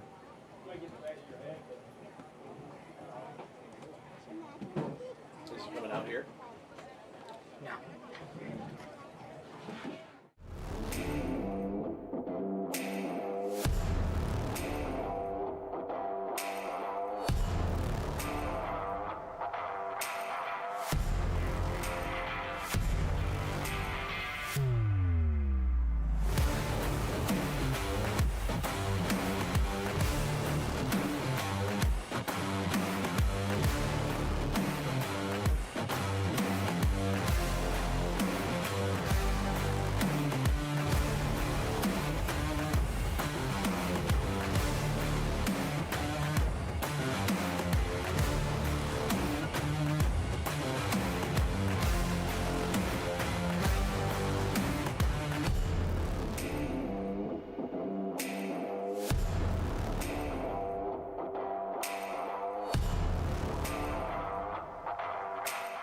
Tonight's game between the Buffalo Stallions and the Niagara 1812, and I am joined here by Dave College of Western New York Heroes. Dave, thanks for stopping by. Well, tell us a little bit about what you do, what your organization does. So I'm a community outreach manager for Western New York Heroes. We cover 17 counties here in Western New York. We provide free services to veterans, veterans' families, and veterans' children. And you have a friend in here. Yes, we that's my girlfriend. Her name is Bluey. We can't get her on camera, but Bluey's lounging back there. Yes, what yes, kind she of is. dog is She that? She's 3 years old. She's a Saint Bernard Bull Mastiff mix. Oh, okay. So, does the dog is part of what you guys do? Or? Yes, so I'm a veteran. In 2023, I applied for a service dog through Western New York Heroes. I met Bluey in May. She graduated in July from Niagara County Jail, and I started working for Chris in September of 24. Well, educate me on what a service dog does. Okay, so we provide service dogs to veterans. It's all free, paid for by sponsors and donors. We also have a bunch of different corporations and businesses that help us out, like Purina Dog Food with dog food, things like that. And they provide not only comfort but support to a veteran in need. You have to be an honorably discharged veteran, meet our criteria, fill out the paperwork, so on and so forth. We do everything from PTSD to MST, which is your military sexual trauma, things like that. Anxiety, depression. Talk about your organization. How long has it been around? How many members? Sure. So we've been around since 2007. Started by an Iraq War veteran, Chris Krieger, from up over here in Kenmore, Tonawanda area. And we cover 17 counties in Western New York. He started it from his kitchen table and grew into what we have now. And it's amazing because not only the programs that we do for the veterans, but also the service dog program. So the service dog program started in 2013. We currently have dogs, I believe it's 8 other states. 3 years ago we went national with the program. So we have dogs in 7 or 8 other states. And currently with the dogs that are housed in our facilities, the correctional facilities here in New York State, once they graduate, we'll just push right over 300 service dogs that are paired with a veteran. How many events do you guys work over the course of a year? I couldn't tell you that, but I can tell you that being the community outreach manager, you're quite busy? June, July, and August are very busy. Last month I had 53 events. I think this month coming up I have 48 or 49. There's stuff coming in all the time. We do hundreds and hundreds a year. And you go throughout Erie County, Niagara County? We go all the way out to the Finger Lakes. Wow. Yep. And then our service dog program's national. Wow. Well, thank you very much. We appreciate everything you do, and continued success. And we want to bring in somebody else in here. First responder, come on in. How we doing, guys? Good. And your name? I'm Firefighter Poland, North Tonawanda Fire Department. We're over here for the fireworks standby in case anything were to happen. North Tonawanda Fire Department, we're established in 1912. We had volunteer departments before that, but we've had paid firefighters since 1912. We run a 38-man department. We run 24 hours a day. We run 4 platoons, so there's always 6 to 9 guys on that are going to respond to any kind of emergencies that happen in the city. So we run about 60 to 70% are medical calls nowadays. So we run a higher level of care than most departments. So we run paramedic level. We do a first response agency. So we respond first, and then Twin City is our transporting agency. So how long have you been a firefighter for? I've been a firefighter for almost 9 years now, and then I've been in EMS. I was a paramedic for a long time, it's been about 15 years total now. Is it something that obviously you have to have that inside of you to be able to do that? What kind of motivated you to become a firefighter? Like a lot, it was running the family. My ex-stepdad, he's actually a assistant chief in the city of Tonawanda. Okay. So my grandfather was a volunteer, so kind of bred into me. And then I was a junior firefighter, EMT, paramedic, firefighter. So I've been doing this for a long time. It's kind of in the blood. So now you guys are set up across the field there, just in case anything. Yep, they're gonna have a firework display after the game. So we have our engine over there. We had a nice rainstorm come through, so I'm not predicting anything to be going on, but just in case, we have an engine and then extinguishers in case anything. Well, would just happen. think, well, Knock with the hot weather we had, but now with the nice little downpour. Absolutely. Well, we thank you very much for stopping by, and thanks for all you do and for all your service, and we wish you much success and be safe. Absolutely. Glad to be here. All right. Thank you very much. Thank you. And there you have it, friends from Western New York Heroes and First Responders here on North Tonawanda tonight. As we are awaiting the start of the second half, the Buffalo Stallions are leading by the score of 2-1 against the Niagara 18-12. Larry, pretty good first half. Pretty good first half. You got to love the way that they started, jumped on them early. I think it was the 7th-minute goal that they came in. You'd like to see them finish a little bit better. Was kind of a little disappointed with that goal, late goal given up. But again, it looked like they rebounded well. And I expect Niagara's going to come out and give them everything they've got in that opening part of the second half. And Buffalo's going to be ready to weather that storm. And the thing that I think that Rudy, Coach Pompert, is probably going to be a little bit upset because now this is not just an isolated case where at the end of the first half, they go in, it looks like they're going to go in with a 2-goal lead, but on a few occasions now, they've been scored out late in the first half. Yeah, we said it earlier. You got to know how to win games. You got to know how to put games away. And, I mean, right there, a little bit too lackadaisical in their own 6-box. I know they're at that point, it's the 45th minute, but you really need to shut that down quickly. Here's their Stallions' second goal. But Diadu, yeah, looked like an innocent-looking shot, but he went to the right, and I thought he was going to dump the ball off to Andy Loomis, but he stopped and cut back, and with his left foot hit a shot that the goalie didn't even move, and it hit the goalpost, and it went to the opposite side. Caught the goalie off guard. Yeah.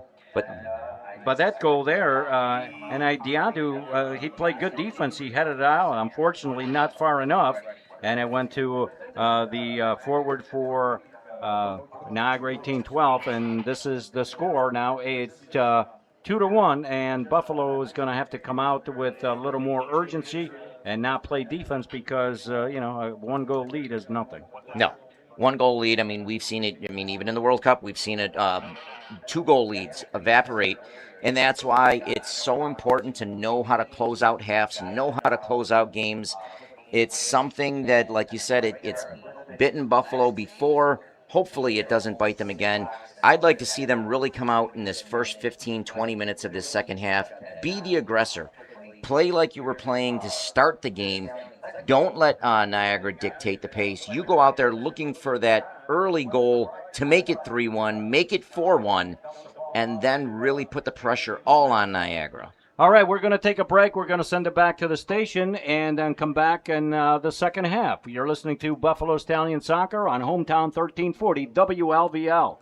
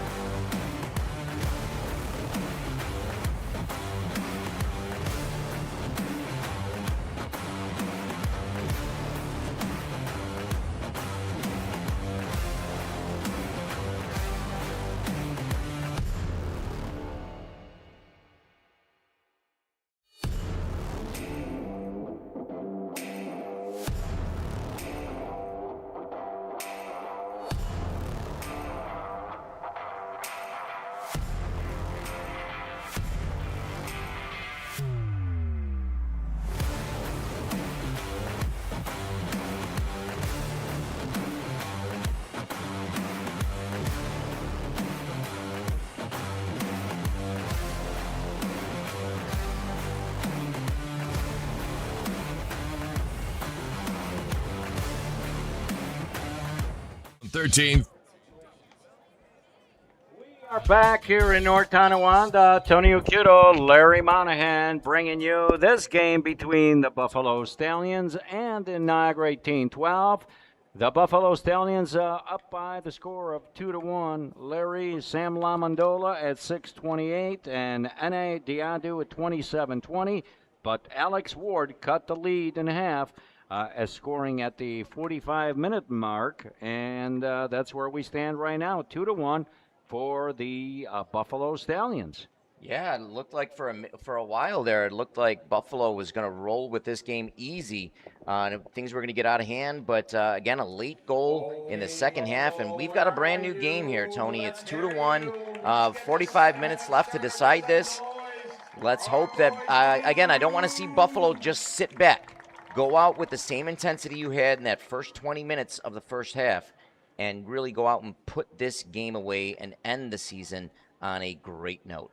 Yes, indeed. It looks like there are no substitutions for Buffalo and none for the 18-12 as the referees are walking out to the middle of the field. And shortly we will get this game underway for the second half.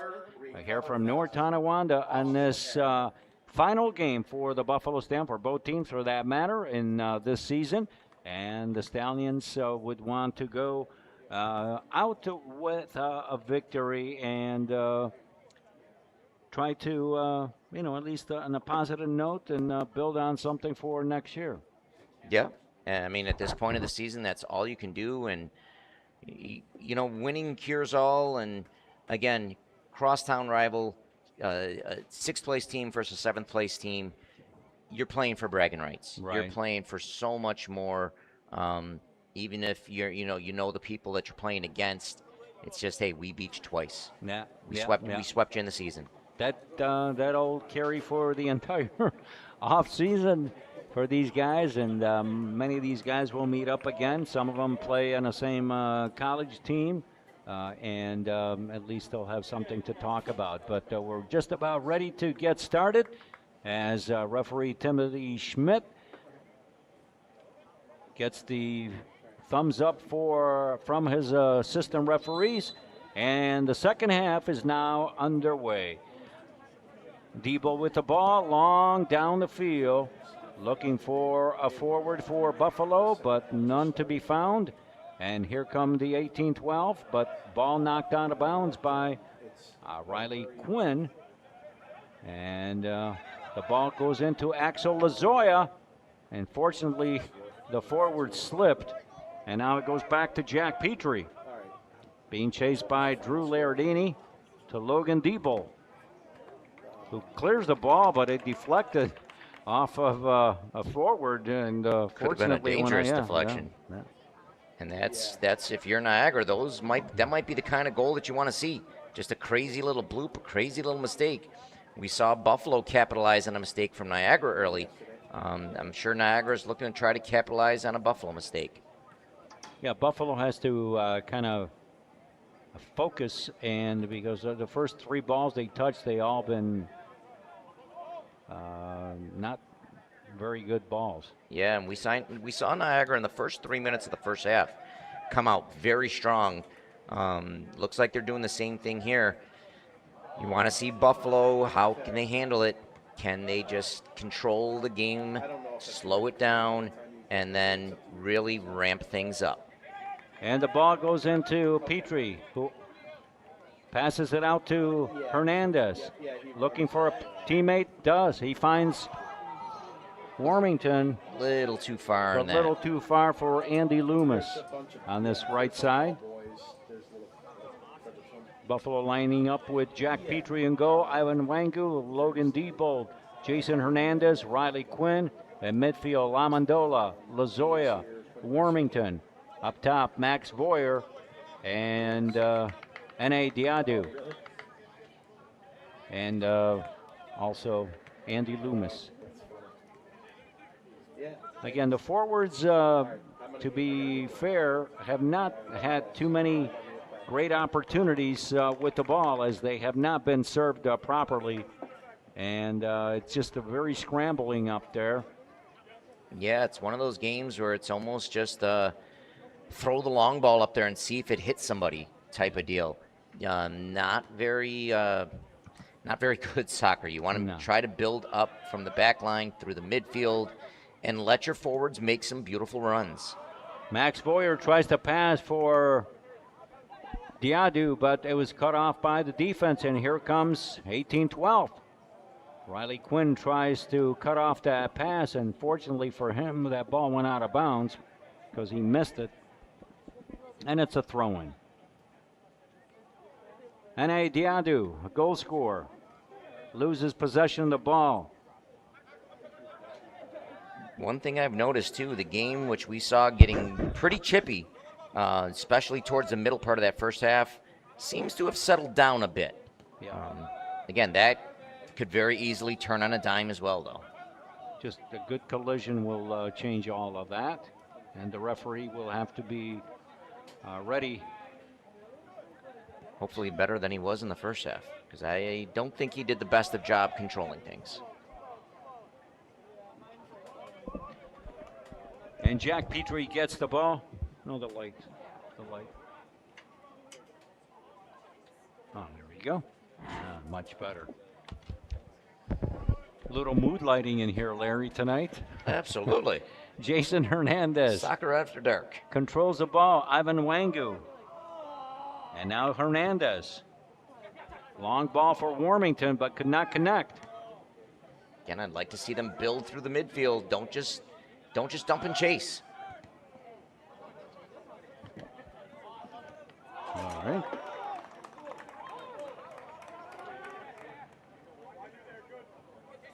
That'll be a throw-in for the Stallions. Back to Vangu, who knocks the ball back to his goalkeeper, Petrie. To Logan Diebold on the left side. Move it up quicker. Yep. To Ivan Wangu, or make that Diadu, who's not able to control it. That's it. The light keeps going on, and we're trying to turn the light off in here. Strobe lighting. We could see a little bit better, but no foul on the play. Ivan Wangu comes up with a big head ball, but here comes the 18-12. Luke Lairdini, he's complaining that he's being held, but Timothy Schmidt does not call it, and Dave Hesch is off the bench yelling at the referee. Yeah, he might have a valid reason, too. Yeah, he looks like, honestly, Luke looked like he got grabbed, but I don't know if he had a bad angle on it, but he was not able to see it, apparently. It's almost like the referees in this game are almost too intimidated to call anything, letting a lot of clutching and grabbing, a lot of tough challenges and rough challenges come through. So if you're the referee, you can't be scared to make a call. Otherwise, players are going to run right over you. Good defense. It's a dangerous play, and it'll be Buffalo's ball. Good defense by Tyler Warmington. Jack Petrie comes way out to take the free kick. A lot of possession in Buffalo's own end. This is where you don't want to see one of those mistakes on clearing end up in the back of your net. Niagara looks like they might be on the move now. Here comes Niagara inside the box, but it's cleared out by Buffalo's defense. Buffalo is falling back, and they're on their heels. Here comes Lairdini with a shot, but it's blocked by Sam Lamondola. Luke Keyworth. Ooh, that looked like that was out. Dribbles the ball out of bounds, and it's Buffalo's ball. It's a little bit of a late whistle there, Yeah. but call was made. We have a substitution.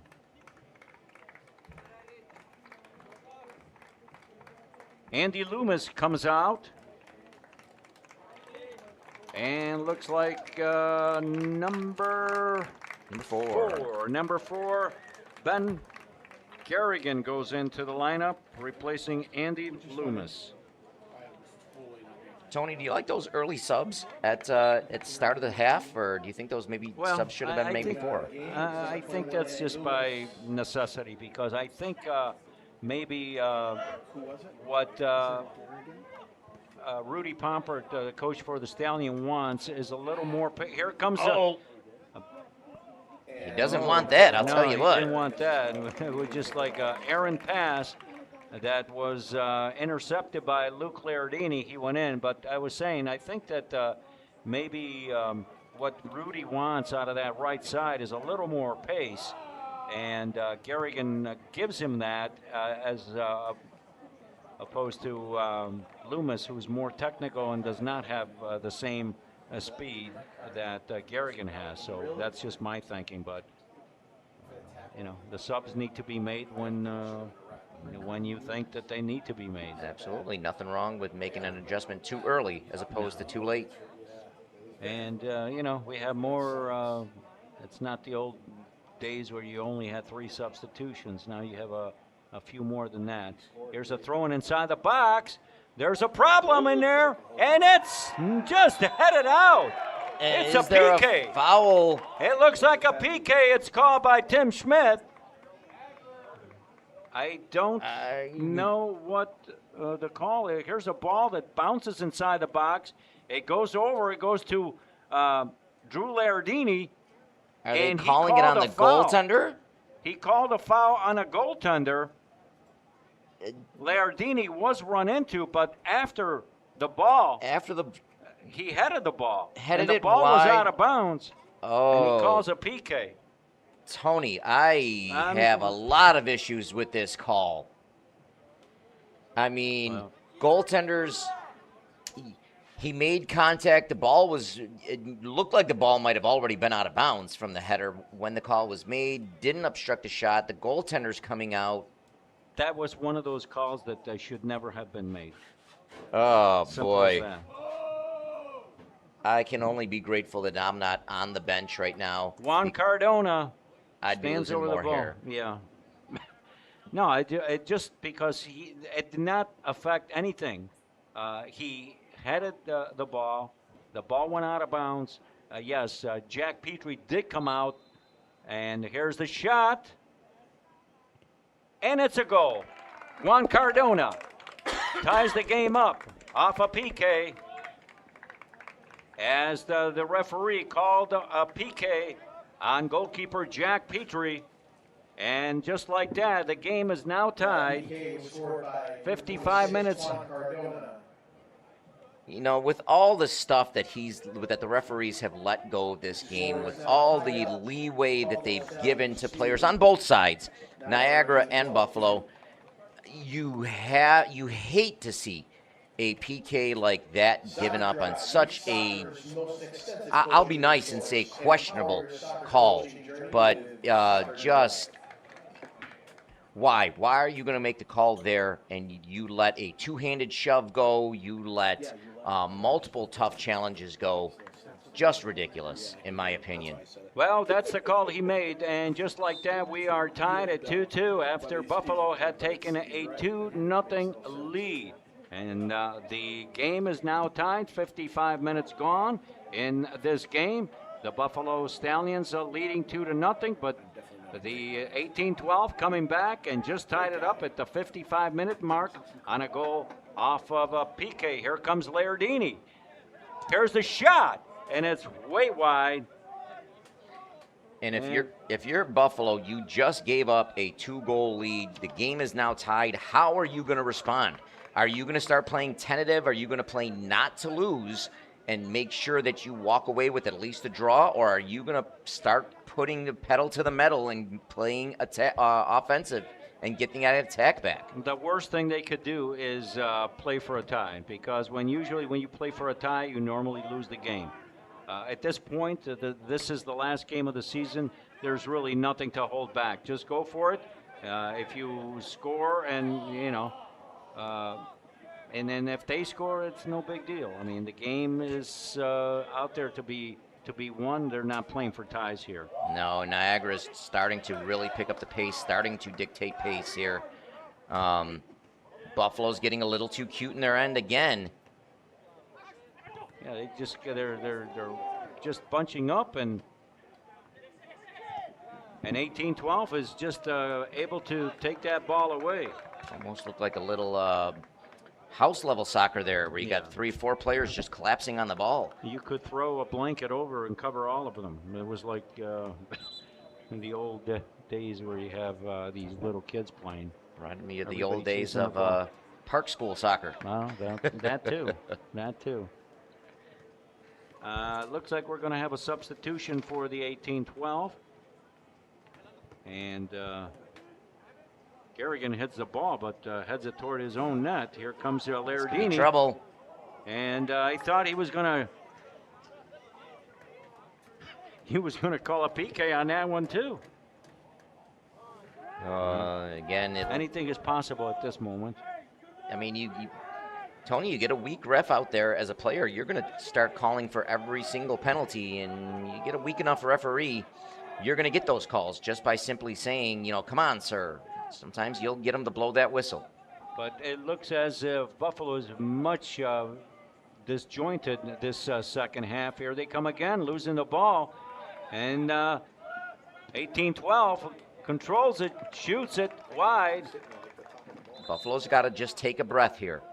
Take a breath, get yourself settled down. This is where you want to see your leadership, your captain out there, calming everybody down, letting them know, hey, there's still a lot of time. You still got over 30 minutes left in this game. It's 2-2. You're not losing. Settle everything down, because the next couple minutes are really going to be crucial. Can the Stallions get back to their form that got them the 2-goal lead, or are they going to give up another 2 goals and be in a world of trouble?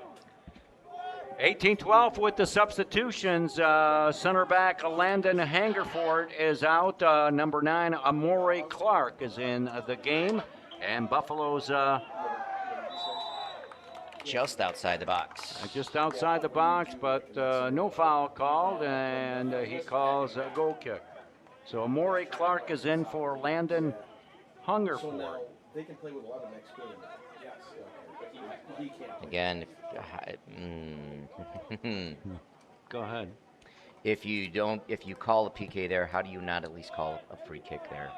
No. That's the inconsistency that drives coaches, players crazy. And here Tyler Warmington just was knocked down, but no foul on a play. And Axel Lazoya loses the ball. And he was just slammed into. Oh, there's a headbutt. That's got to be a red card. That's a red card on Axel Lazoya, who just headbutted. Again, when you don't call anything and you're not setting up the play, because Lazoya just got run over the play before that. The guy slammed into him, and he reacted. And if I saw correctly, he headbutted him. And I would not be surprised. He's going to go talk to. He's going to have a talk. He's not going to give any cards. It's again. Of course, it's going to happen. That was Drew Lardini who took one right in the mush. That has to be a card. But again, the referee, this is what we talked about in the first half. This is what we carried over in the second half. There's a red card. He's going in his back pocket. That's a red card. He's totally let this game get out of hand. He did, but there's no reason for that. No, you have to control control yourself. But the frustration is just totally set in. And not to double on, but just got the report, the home report from Victoria. Speaking of red cards, the USA is down 10 players. Oh, yeah. Balaquin got a red card, so U.S. is down 10 players. Let's see how that plays out. We saw what happened when Italy went down 10 players against Bosnia. And they're at the 73rd minute of game. It's still 1-0. So Balaquin got the goal, and at the 64th minute mark, got a red card. So Buffalo is going to finish this game with 10 players for the time being, as Axel Lazoya, just a silly headbutt, hit Drew Lardini, and he's out. And the game is tied at 2-2. The only thing you could say about that is that's a very selfish move by Lazoya. Regardless of what was done, he should not have reacted that way. And And now he puts his team in a situation where they're going to have to play the rest of this game with 10 players. Absolutely. It's an emotional play out there, but like you said, you have to control your emotions. Let your coach make the argument to the referee for you. Let your teammates pick you up. Here comes a ball inside the box, but it's cut off by a goalie, Provenzano. But instead, you let your actions put your teammates in a tough spot. Now, can they respond? Buffalo's got their back against the wall here. Here comes Lardini, who hits it to his brother, Luke. One-on-one with Jason Hernandez. Luke still with the ball, controlling it. And it'll be a throw-in for Buffalo. Tony, does the game plan change now? You're 2-2, you're down a man. Do you keep looking for that goal, or do you start to try to get a little bit more defensive? Well, I think you have to be you have to be very judicious of what you do as a player. Do you attack? When you have 11, you could take a little more liberties. When you're playing with short now, you're playing short-handed. It's not. Here's a shove in the back of the head, and he calls absolutely nothing. It was a forearm shiver to the back of the head. They should have been called a foul. Absolutely. But again, there's another one, an elbow to the back of the head. If this guy is being assessed tonight, he's going to fail the assessment. And again, that should at least be a yellow. I don't understand. You get an elbow to the back of the head there too. It's driving me nuts, Tony. I'm getting texts from my brother saying to lay off the referees, but I think I need to put a little more pressure on them because this is just atrocious.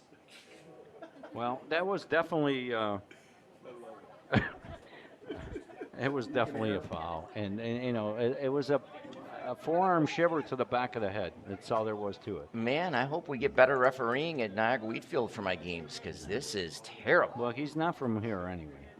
Good. Definitely not from. He's not a local referee. I mean, I don't want to, You don't want to keep harping on the referees. Put all the blame still. on him, but so that red card shouldn't. It was definitely a red card. 100%. But what preceded that, if he would have done the right thing, here's a foul. That's a yellow card. At least a yellow card. He literally was riding on his back as. And pulled him down in a potential scoring position. Ben Garrigan was going in, and he's holding him, and not one card pulled out of his pocket tonight, outside of that red card, which even Stevie Wonder saw that one. Although he didn't, he had to go to the AR.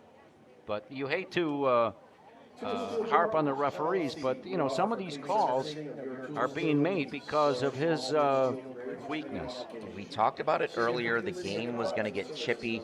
You have a crosstown rival in here. You need a referee to understand that and know that and set the tone of the game early. Doesn't have to be calling it strict, but you have to set a firm tone, and it was not set at all. All right, well, let's see what happens in these next 25 minutes as the game is 2-2. Here comes a long kick down the field. A little bit of trouble here coming up. No, good defense by, did he blow the whistle? What is going on here? Did he call a foul? Or he called a foul on Jason Hernandez, but it looked like he wasn't going to call the foul. And then I think when everybody yelled, he made the call. I was going to say, I'm not sure if he called a foul or did he just blow play because maybe a head injury on the play? Yeah, I don't know, but Amore Clark is the man that's down right now, and he looked like he might have been clipped on the head by Jason Hernandez. Yeah, and again, this is just something that you don't want to see happen. You don't want to see these players start to take liberties, start to play. You want your players to play physical. You want your players to play tough, but it's a very thin line when you get into a chippy game like this, and it's definitely starting to tip over that line. You don't want to see a great game like this end with sloppy soccer. Well, that play there, you would have to attribute to the defense that they were slow getting back. There was a punt by the goalie, and it was only 2 defenders back. The others were cut up the field, and fortunately, nothing more serious happened. Here comes another substitution, Amori Clark. And it looks like it's going to be a drop kick for the Stallions here. Doesn't look like there was, or drop ball. Doesn't look like there was going to be was a foul called. Well, look, number 15 is now in for the 18-12, but again, we have no clue. Mystery player. It's not on their roster, so we have no way of knowing who that player is.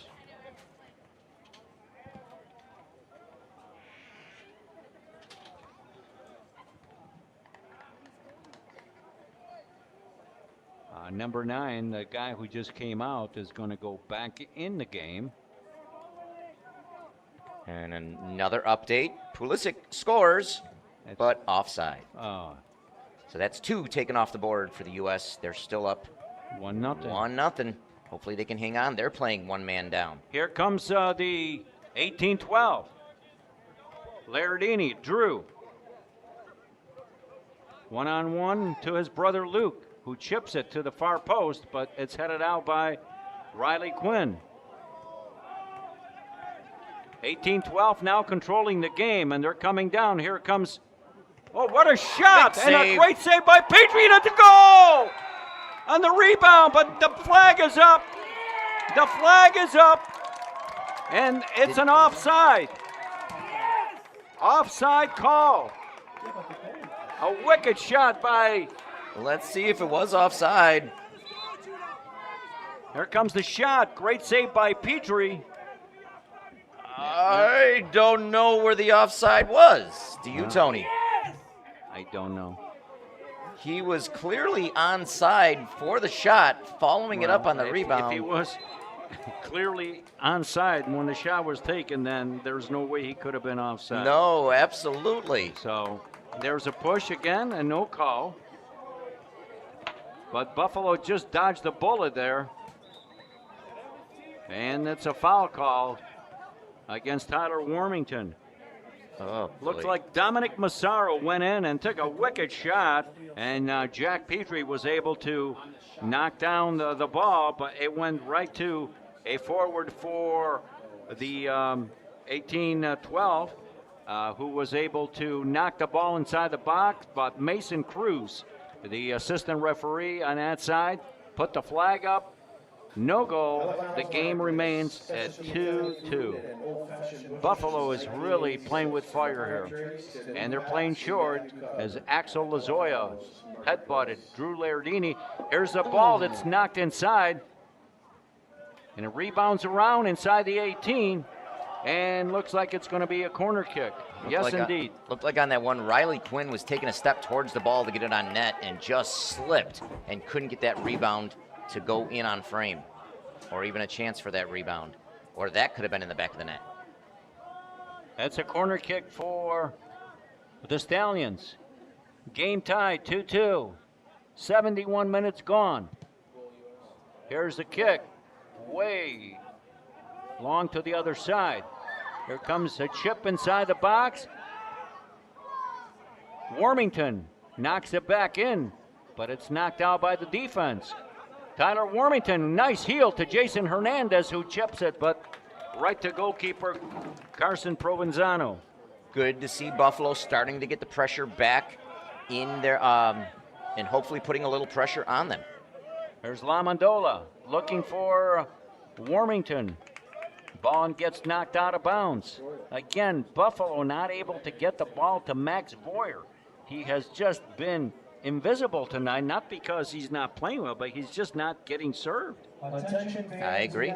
And Tillman scores. It's 2-0 USA on a penalty shot. The game is over. Game should be over. The game is over. Again, I'm giving credit to my wife Victoria for giving me the updates here on text.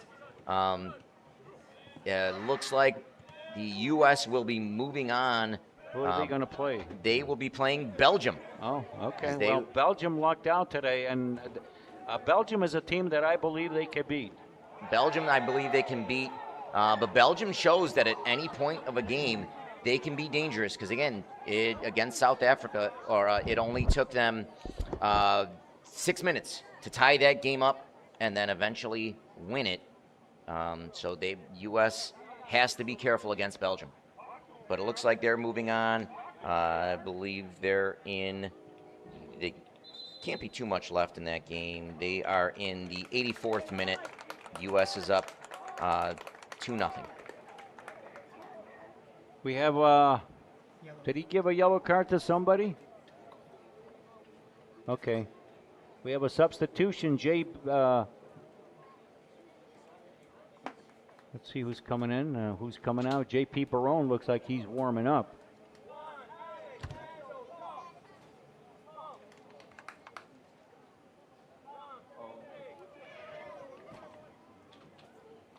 We had a yellow card, but I don't know who he gave it to. Maybe we'll see. Anyway, the ball's put into play, and here comes the 18-12.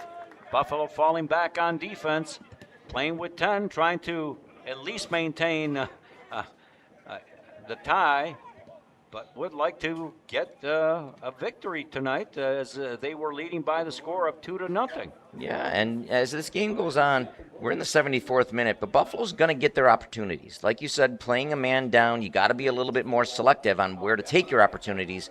But I think Buffalo's going to be able to get some more opportunities against this Niagara team, and all it takes is one shot to get it into the back of the net and reclaim this lead.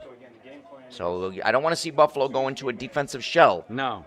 But they just got to be a little bit more judicious on where they take their opportunities and how they move forward. And the ball is launched up the field again, but to nobody in particular, and it goes back to Jack Petrie, who knocks it back the other way. Very fortuitous bounce. Here comes Max Boyer, but is not able to get the ball. Can Buffalo keep the pressure up, though? Can they keep it in their own end? Niagara's now looking to clear and looking to go on a bit of a run of their own. They got it out wide, cutting it back in. Yep, and Wagyu to Diadu. He just pulled him down, and it's a foul on Dominic Massaro.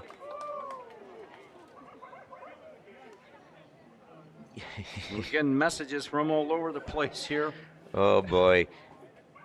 You know when you have both referee or both coaches yelling at you as a referee, you might want to rethink of what you're doing. Looks like J.P. Barone is coming into the game. We don't know for exactly who.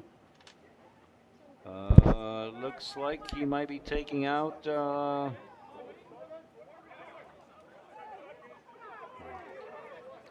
slowing things down here a little bit. Enu Diadu is coming out, and J.P. Barone goes into the game. So Buffalo makes a substitution, getting some fresh legs in there, and one thing that Barone can do is certainly run, and he was one of the goal scorers last time they played here at home.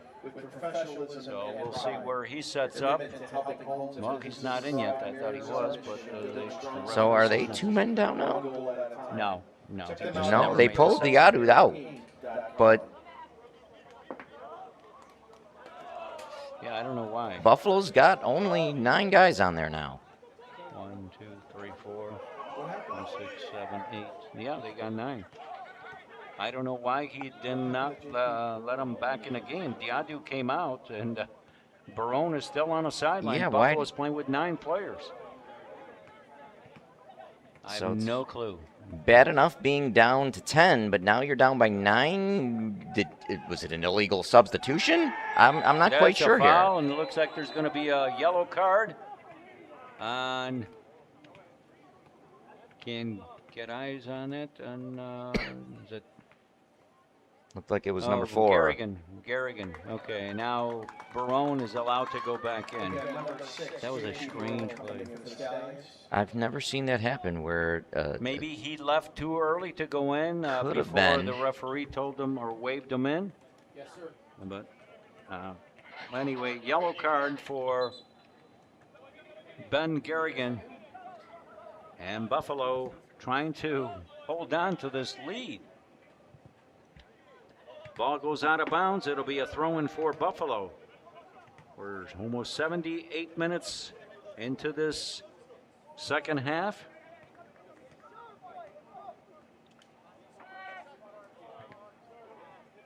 Ball goes to Warmington, but it's knocked out of bounds. It'll be Buffalo's ball. Can Buffalo dig deep? Again, we've got 13 minutes plus 12 minutes plus extra time, whatever's on there, and there might be a lot with the stuff that's gone on in the second half. Yeah. Buffalo, again, can they be judicious on their attack? All it takes is one shot. And they kick the ball out of bounds, they being 18-12. Buffalo maintains possession now. A throw in at midfield. Jason Hernandez looking to find a teammate so that they can try to get close to the net and take some shots. Max Boyer, the guy climbed all over him, but he is frustrated, and the referee has not helped whatsoever. He literally jumped on his shoulders and kept him from jumping up to get that head ball. I'm kind of surprised. 18-12, they've been playing a man up now for quite a while in this half, and Here comes Boyer inside the box, but it's a foul It's going to on be a him. foul. You'd be surprised, and you'd think that 18-12 would have a few more scoring chances than they've had with playing a man up.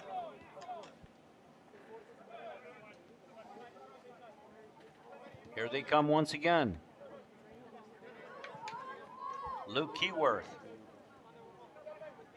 to Luke Laradini. Back to Keyworth. Looking for a teammate, swings it to the right side. And here comes the 18-12. JP Barone playing defense. Long ball down the field to Drew Laradini. One-on-one with the defender, but nice play by Jason Hernandez to take the ball away. And here comes Luke Laradini. Tries to get away again from Garrigan. There's a foul on the play. I'm calling the fouls before he calls them up here. Hey, as long as somebody's calling them. I should have brought a whistle. Forgot. Next game, next year, I guess. Oh, man. Petrie puts the ball into play. Tyler Warmington going after it, but the ball goes right to goalkeeper Carson Provenzano. Mysterious number 24 coming up to number 13, Luke Keyworth. Gets by his man. Being watched on a play by Jason Hernandez. Ivan Wango goes over and plays defense, and looks like we have a corner kick. Ivan Wango is complaining that it was not a corner kick, but that's not going to get any mileage.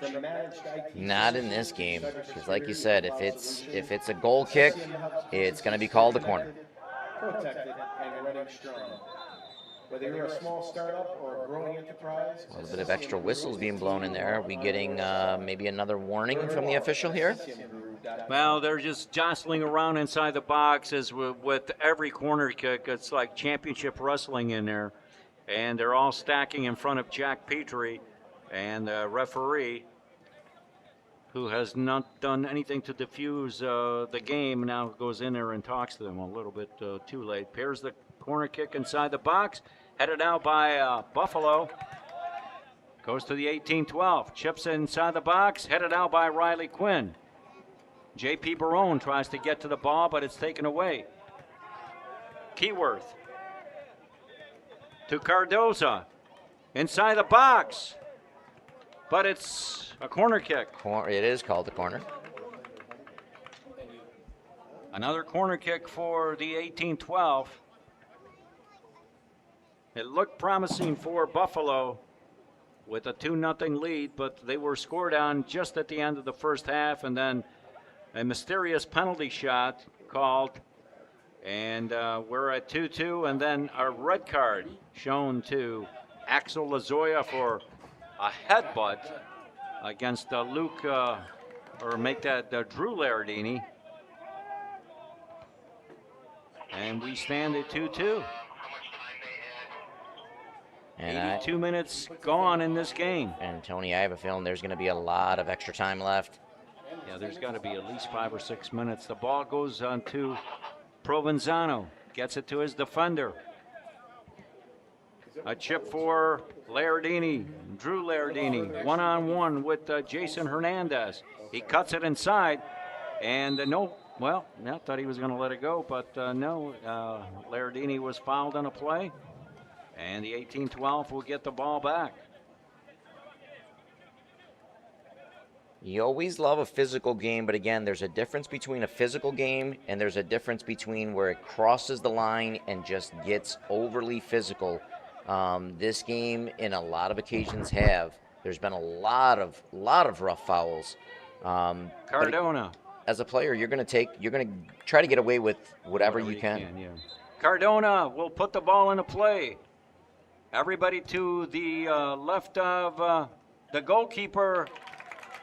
And Petrie is able to corral the ball and just shoots it long down the field, cut off, but it was retained by, at least for a time being. There's another foul called. Like, he pointed the wrong way. Who's on first? Ridiculous. Well, we talked about, little 3 blind mice. Little did we know. Little did we know. In the U.S. game, there's 10 minutes of added time on. They're currently in the 95th minute. U.S. is still up 2-0.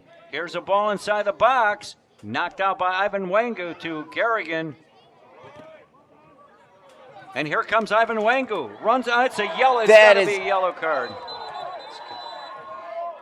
In my opinion, that's borderline red. He had him clearly beat with speed and a lot of green in front of him on the side. Well, there were 3 defenders back, so that was never going to be a red card because, again, distance, position, and you could see there's 3 guys there. You got 3 guys there on the side. There's no way you can say that a dog-so situation. So it was the right call, but a little bit too late for these calls. And we're going to have a substitution. Max Boyer comes out, and Johnny Pizzino will go into the game. And careful, because the Stallions might have to play 2 men down again for a little bit if they don't do the substitution right. What is going on? And again? Why won't he allow him in? Did something change with substitutions that I'm unaware of? I don't know, but again, he did not let the player went out, and then he told Pizzino not to go in. Again, that's twice in a row. He's not allowing him to go in. I'm going to have to ask somebody to see if there's something that I am missing. Did Buffalo charge the referees like parking or something? I don't know. I mean, this is getting just weird. I have no idea. He's still out, and now they're still playing with 9 men. Still down 2. He allowed Max Boyer to come out, and then when Johnny Pizzino started coming in, he waved them off. And that same thing happened the last substitute. I'm not going to say anything until I find out why that is, but it's Buffalo's playing with 9.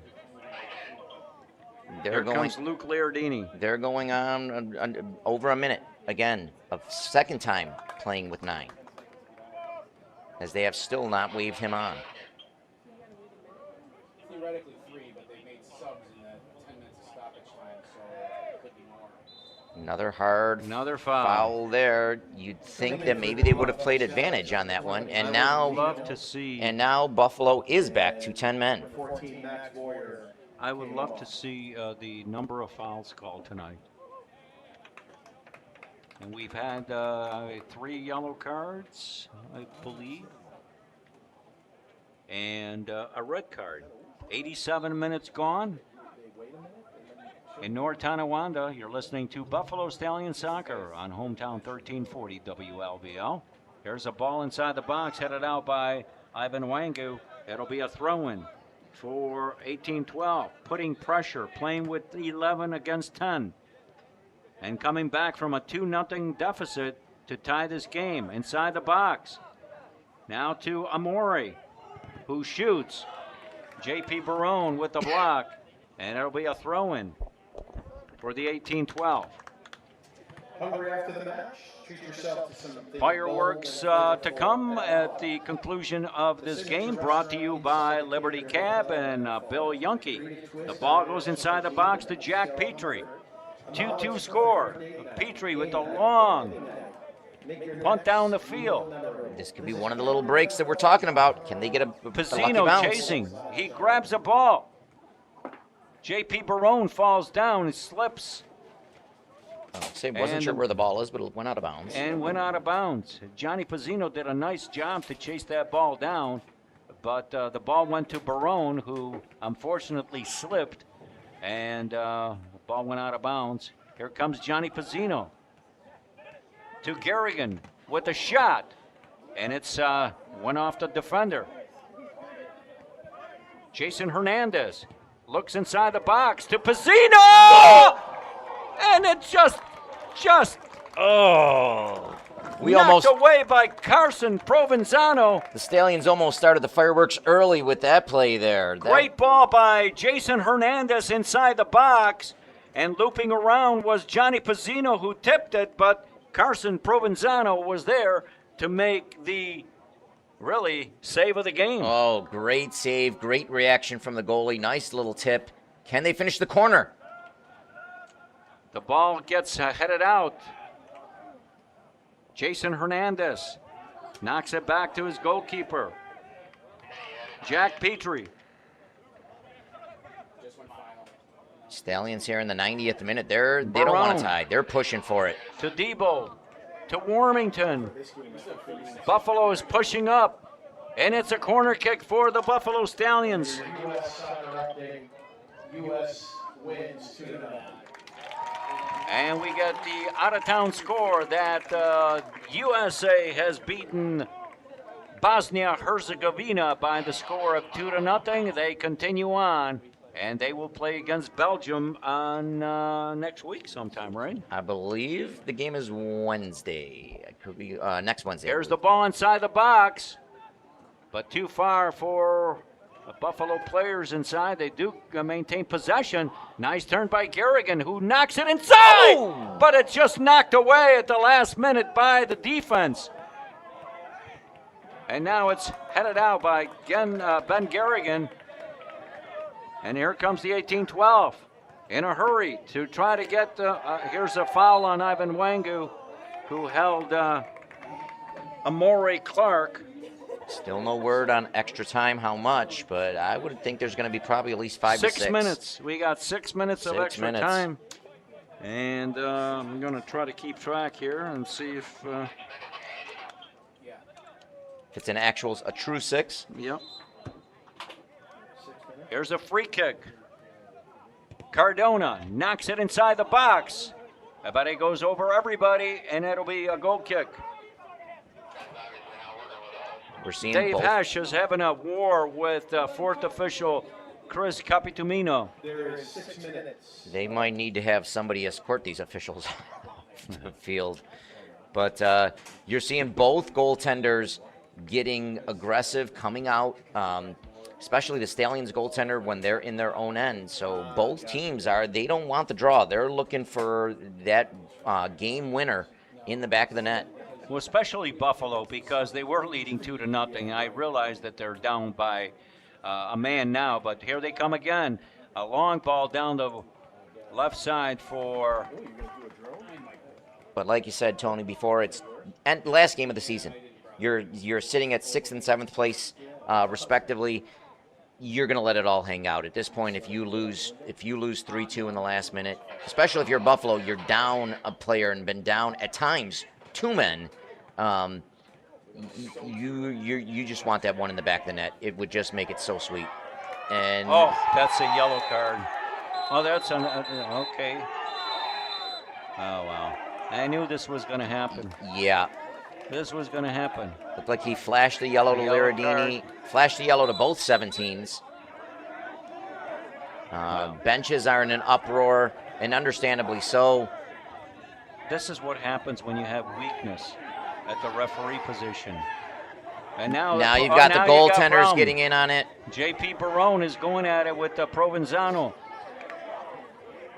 the goalie for the Niagara 1812. But this is to be expected. Oh, 100%. In this, you don't want to see it. Like you said, when you have weak referees in there that did not take control of this game from the jump, the players are going to walk all over you. The players are going to do more and more and more. They're going to move that line more and more and see what they can get away with. And the referees at this point have totally lost control of this game. And it could get very, very, very sloppy at the end here.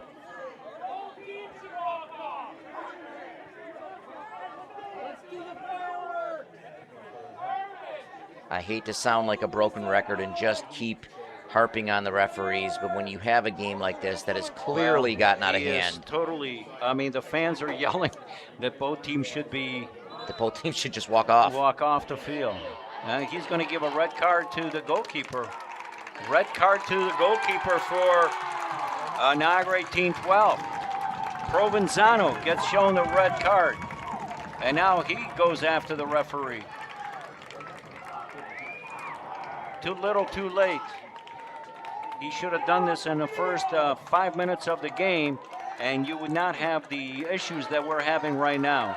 Tony, we talked about it. I think it was at about the 26, 27 minute of the game where there were 2 back-to-back hard fouls, one apiece, I believe, and he didn't call the one foul at all and should have given a yellow and didn't. If you make both those calls, give 2 cards, I believe it was 1 foul for Buffalo, 1 foul for Niagara 1812, you could have set the tone right there, and players would have known that, listen, he's going to call it tough. We can't get away with everything. Instead, the exact opposite happened. The players knew right from the jump that they were going to be able to get away with whatever they wanted. And like you said, a red card to a goaltender with 4 minutes, 5 minutes left in the game, however long, it's going to do absolutely nothing to regain control. If anything, you're inviting more chaos. Well, this is unfortunately not what we wanted to see tonight. We saw some decent soccer at the beginning, but then when I think both teams sensed that there was something that they could get away with, they start, players push as far as they can go. And when they sense that there's nothing there, they're just going to keep doing what it is that they want to do. And there was obvious pushing and shoving and things you could see this coming a mile away. You could see that there's the shove. There's 1. There's 2. Yeah, then there's 3. That was a wicked, I mean, that could borderline a red card.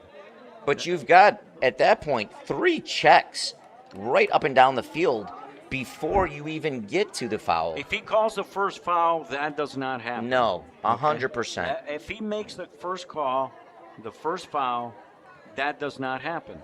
And unfortunately, there were 3 instances where he could have simply called a foul. Okay, he could have called it anywhere against any team or for any team, but he didn't call any of it. And then the result was what we just saw: a scrum and a red card. Just terrible. That's the only thing I can say. 100%. Well, we're almost 6 minutes out of the 6, but we're probably going to have another 4 minutes to go. I was going to say we were about maybe 1 or 2 minutes into that added time. So I would assume there's about 5. Now we're going to play 10 on 10 to close this game out. Yep. I would assume about another 4 to 5 minutes. Buffalo maintains possession, but just knocks it down the field. And it goes to the new goalkeeper. And 18-12 knocks the ball down the field. The head ball goes out of bounds. It'll be a throw-in for the Buffalo Stallions. We're in extra time beyond the 6 minutes that were initially signaled by the assistant referee, but we had a scrum, and there's probably going to be another. Well, or he's going to cut it about 4 minutes short. Well, I mean, I got nothing to say. I have nothing to say. Oh my goodness. Well, and the game is over. The game is over. Mercifully, the game is over. And it's a 2-2 score between the Buffalo Stallions and the Niagara 18-12. As we mentioned, the Stallions jumping to a 2-0 lead on a goal by Sam Lamondola at the 6-minute 30-second mark. And then Anai Diadu added the second goal for the Stallions at the 27-minute mark. Alex Ward scored at the end of the first half. And then Juan Cardona scored at the 55-minute mark, a penalty shot, which everybody's scratching their head trying to figure out exactly why that call was made. And unfortunately, here we go. The fireworks are going to start right away. And sponsored by Liberty Cab. Bill Yunke, thank you very much. And the fans are going to enjoy a little bit of the fireworks. And we can just, you could see it on YouTube and on radio. Very. Fireworks on and off the field today. Yes. What a game, Tony, but you hate to see it end the way that it ended. We turned the lights off here in the stadium.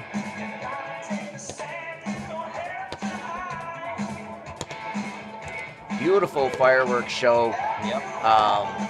Again, it was, what a way to end a season. A lot of positive to build on for the Stallions. A lot of promise to look forward in the future. You really didn't get the result that they wanted to today, or maybe they deserved, but a lot of promise for this team. Well, the one thing you got to say is, from an organizational standpoint, the Stallions really do a great job in marketing and putting together the product, and that speaks well, because in the future they could always count on them. You know, they're one of the few teams in the league that really gets crowds out here, and they really do a great job promoting. There's not much else you can say. They really do a great job. I mean, look at the stands, look at the production. I mean, it's been fantastic. I know I've only been here 3 games. I hope to come back with you next year, Tony, if you need somebody, because this has been outstanding from top to bottom. You can tell just a world-class organization here that Buffalo's building. Well, and you know what? They have to take some of the things, the positive things they did this year. Obviously, there's going to be a need to recruit some new players. And, I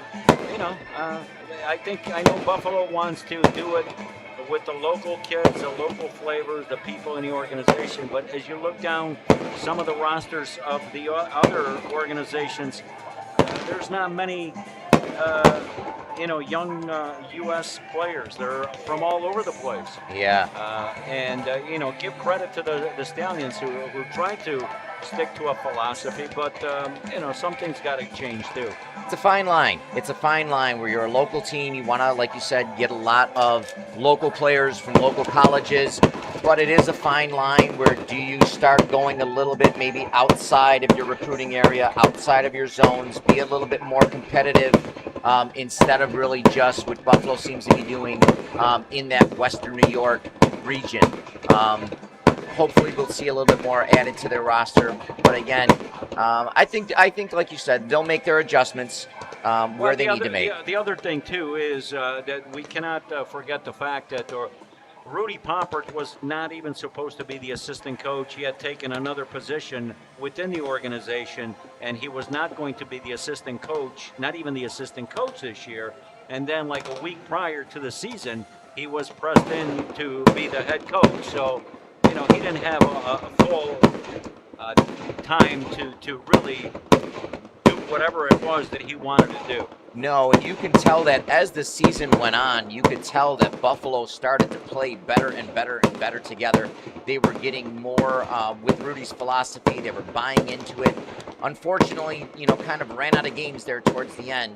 But if you come back next year, you have more of a stronger start. You have more in place at an earlier time.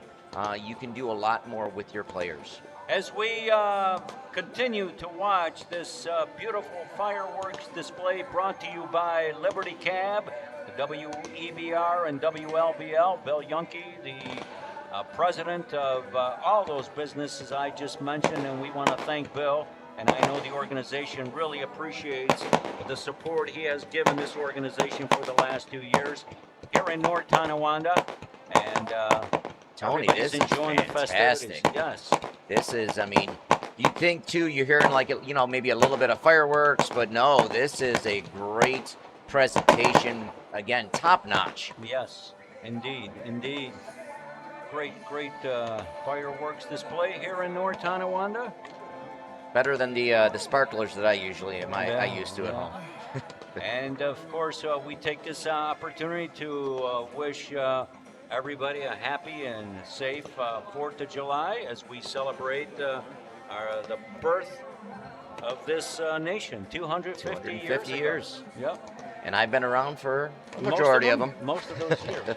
I came a little late in this country, but proud to be an American. Absolutely. Tony, any big 4th of July plans? No, to be honest, no. My son's visiting from Pittsburgh with my 2 grandkids, so hopefully we'll get an opportunity to spend a little time together. Beautiful. And enjoy what we hope to be nice weather. Yeah, it's shaping up to be where it should be a good 4th of July, and that's all you can ask for. Yeah, no, you want absolutely. good weather, good food, good family. What else more can you want? Not much more. Good health. Good health. For everybody. Beautiful display. And if you haven't had a chance to look at it, go on Buffalo Stallions TV. You'll be glad you did. Yes. This is outstanding. Just want to thank Zach back at the radio station for being with us all year long. Frank Miller, program director. We've got those firefighters waiting by in case anything happens, but man, now I see why they're waiting by, because this is a show. Well, I think that little rain, they welcomed that little rain because it kind of wet things down. And you know what? It looked like the rain at one point was going to take away all this and dampen the expectations, but not at all, not in the slightest. I think everybody that came out is super happy.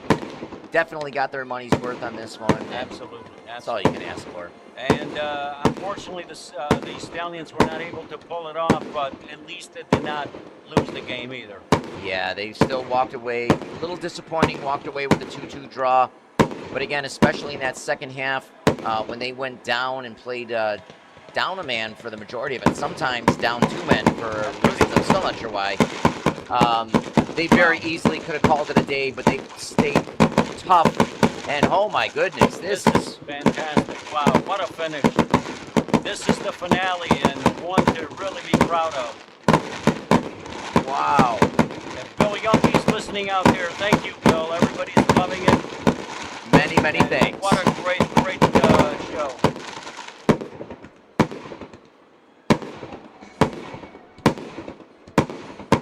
Also like to thank Spencer here for just a great camera work, buddy. Thank you all year long. Also Joel and all the technical people that have made this possible. To you, Larry, thank you very much for sitting in. Thank you called you at the late notice. Adam Hutzel, thank you very much for also helping us out during the year. Steve Wu helped us out as well. And we hope to be here next year to do it all again with even better results. Where else would you rather be, Tony? Right here. Absolutely. Wow.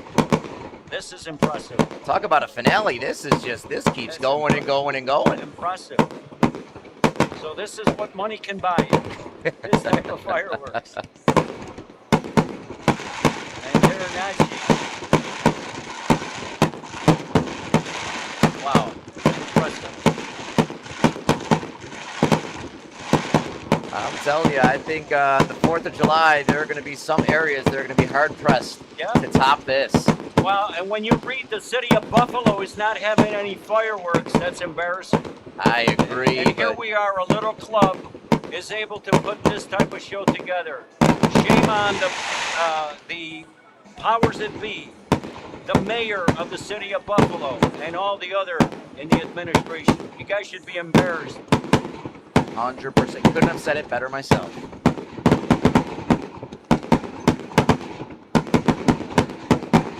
Just sit back and enjoy and watch the great show. This might be the second finale. Wow.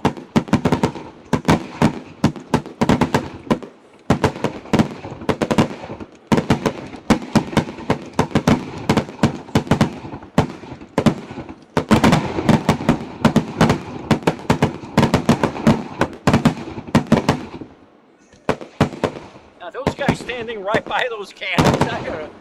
There you go, and it's over. Man. Wow. Wow. Top notch.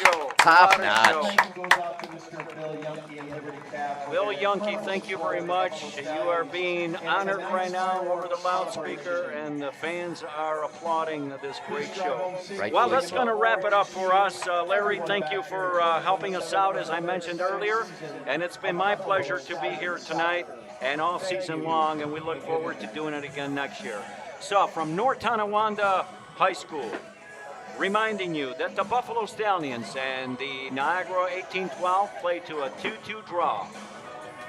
Thank you very much. Have a great 4th of July. Until the next time, this is Tony Occhiuto. Have yourself a great evening and a great 4th.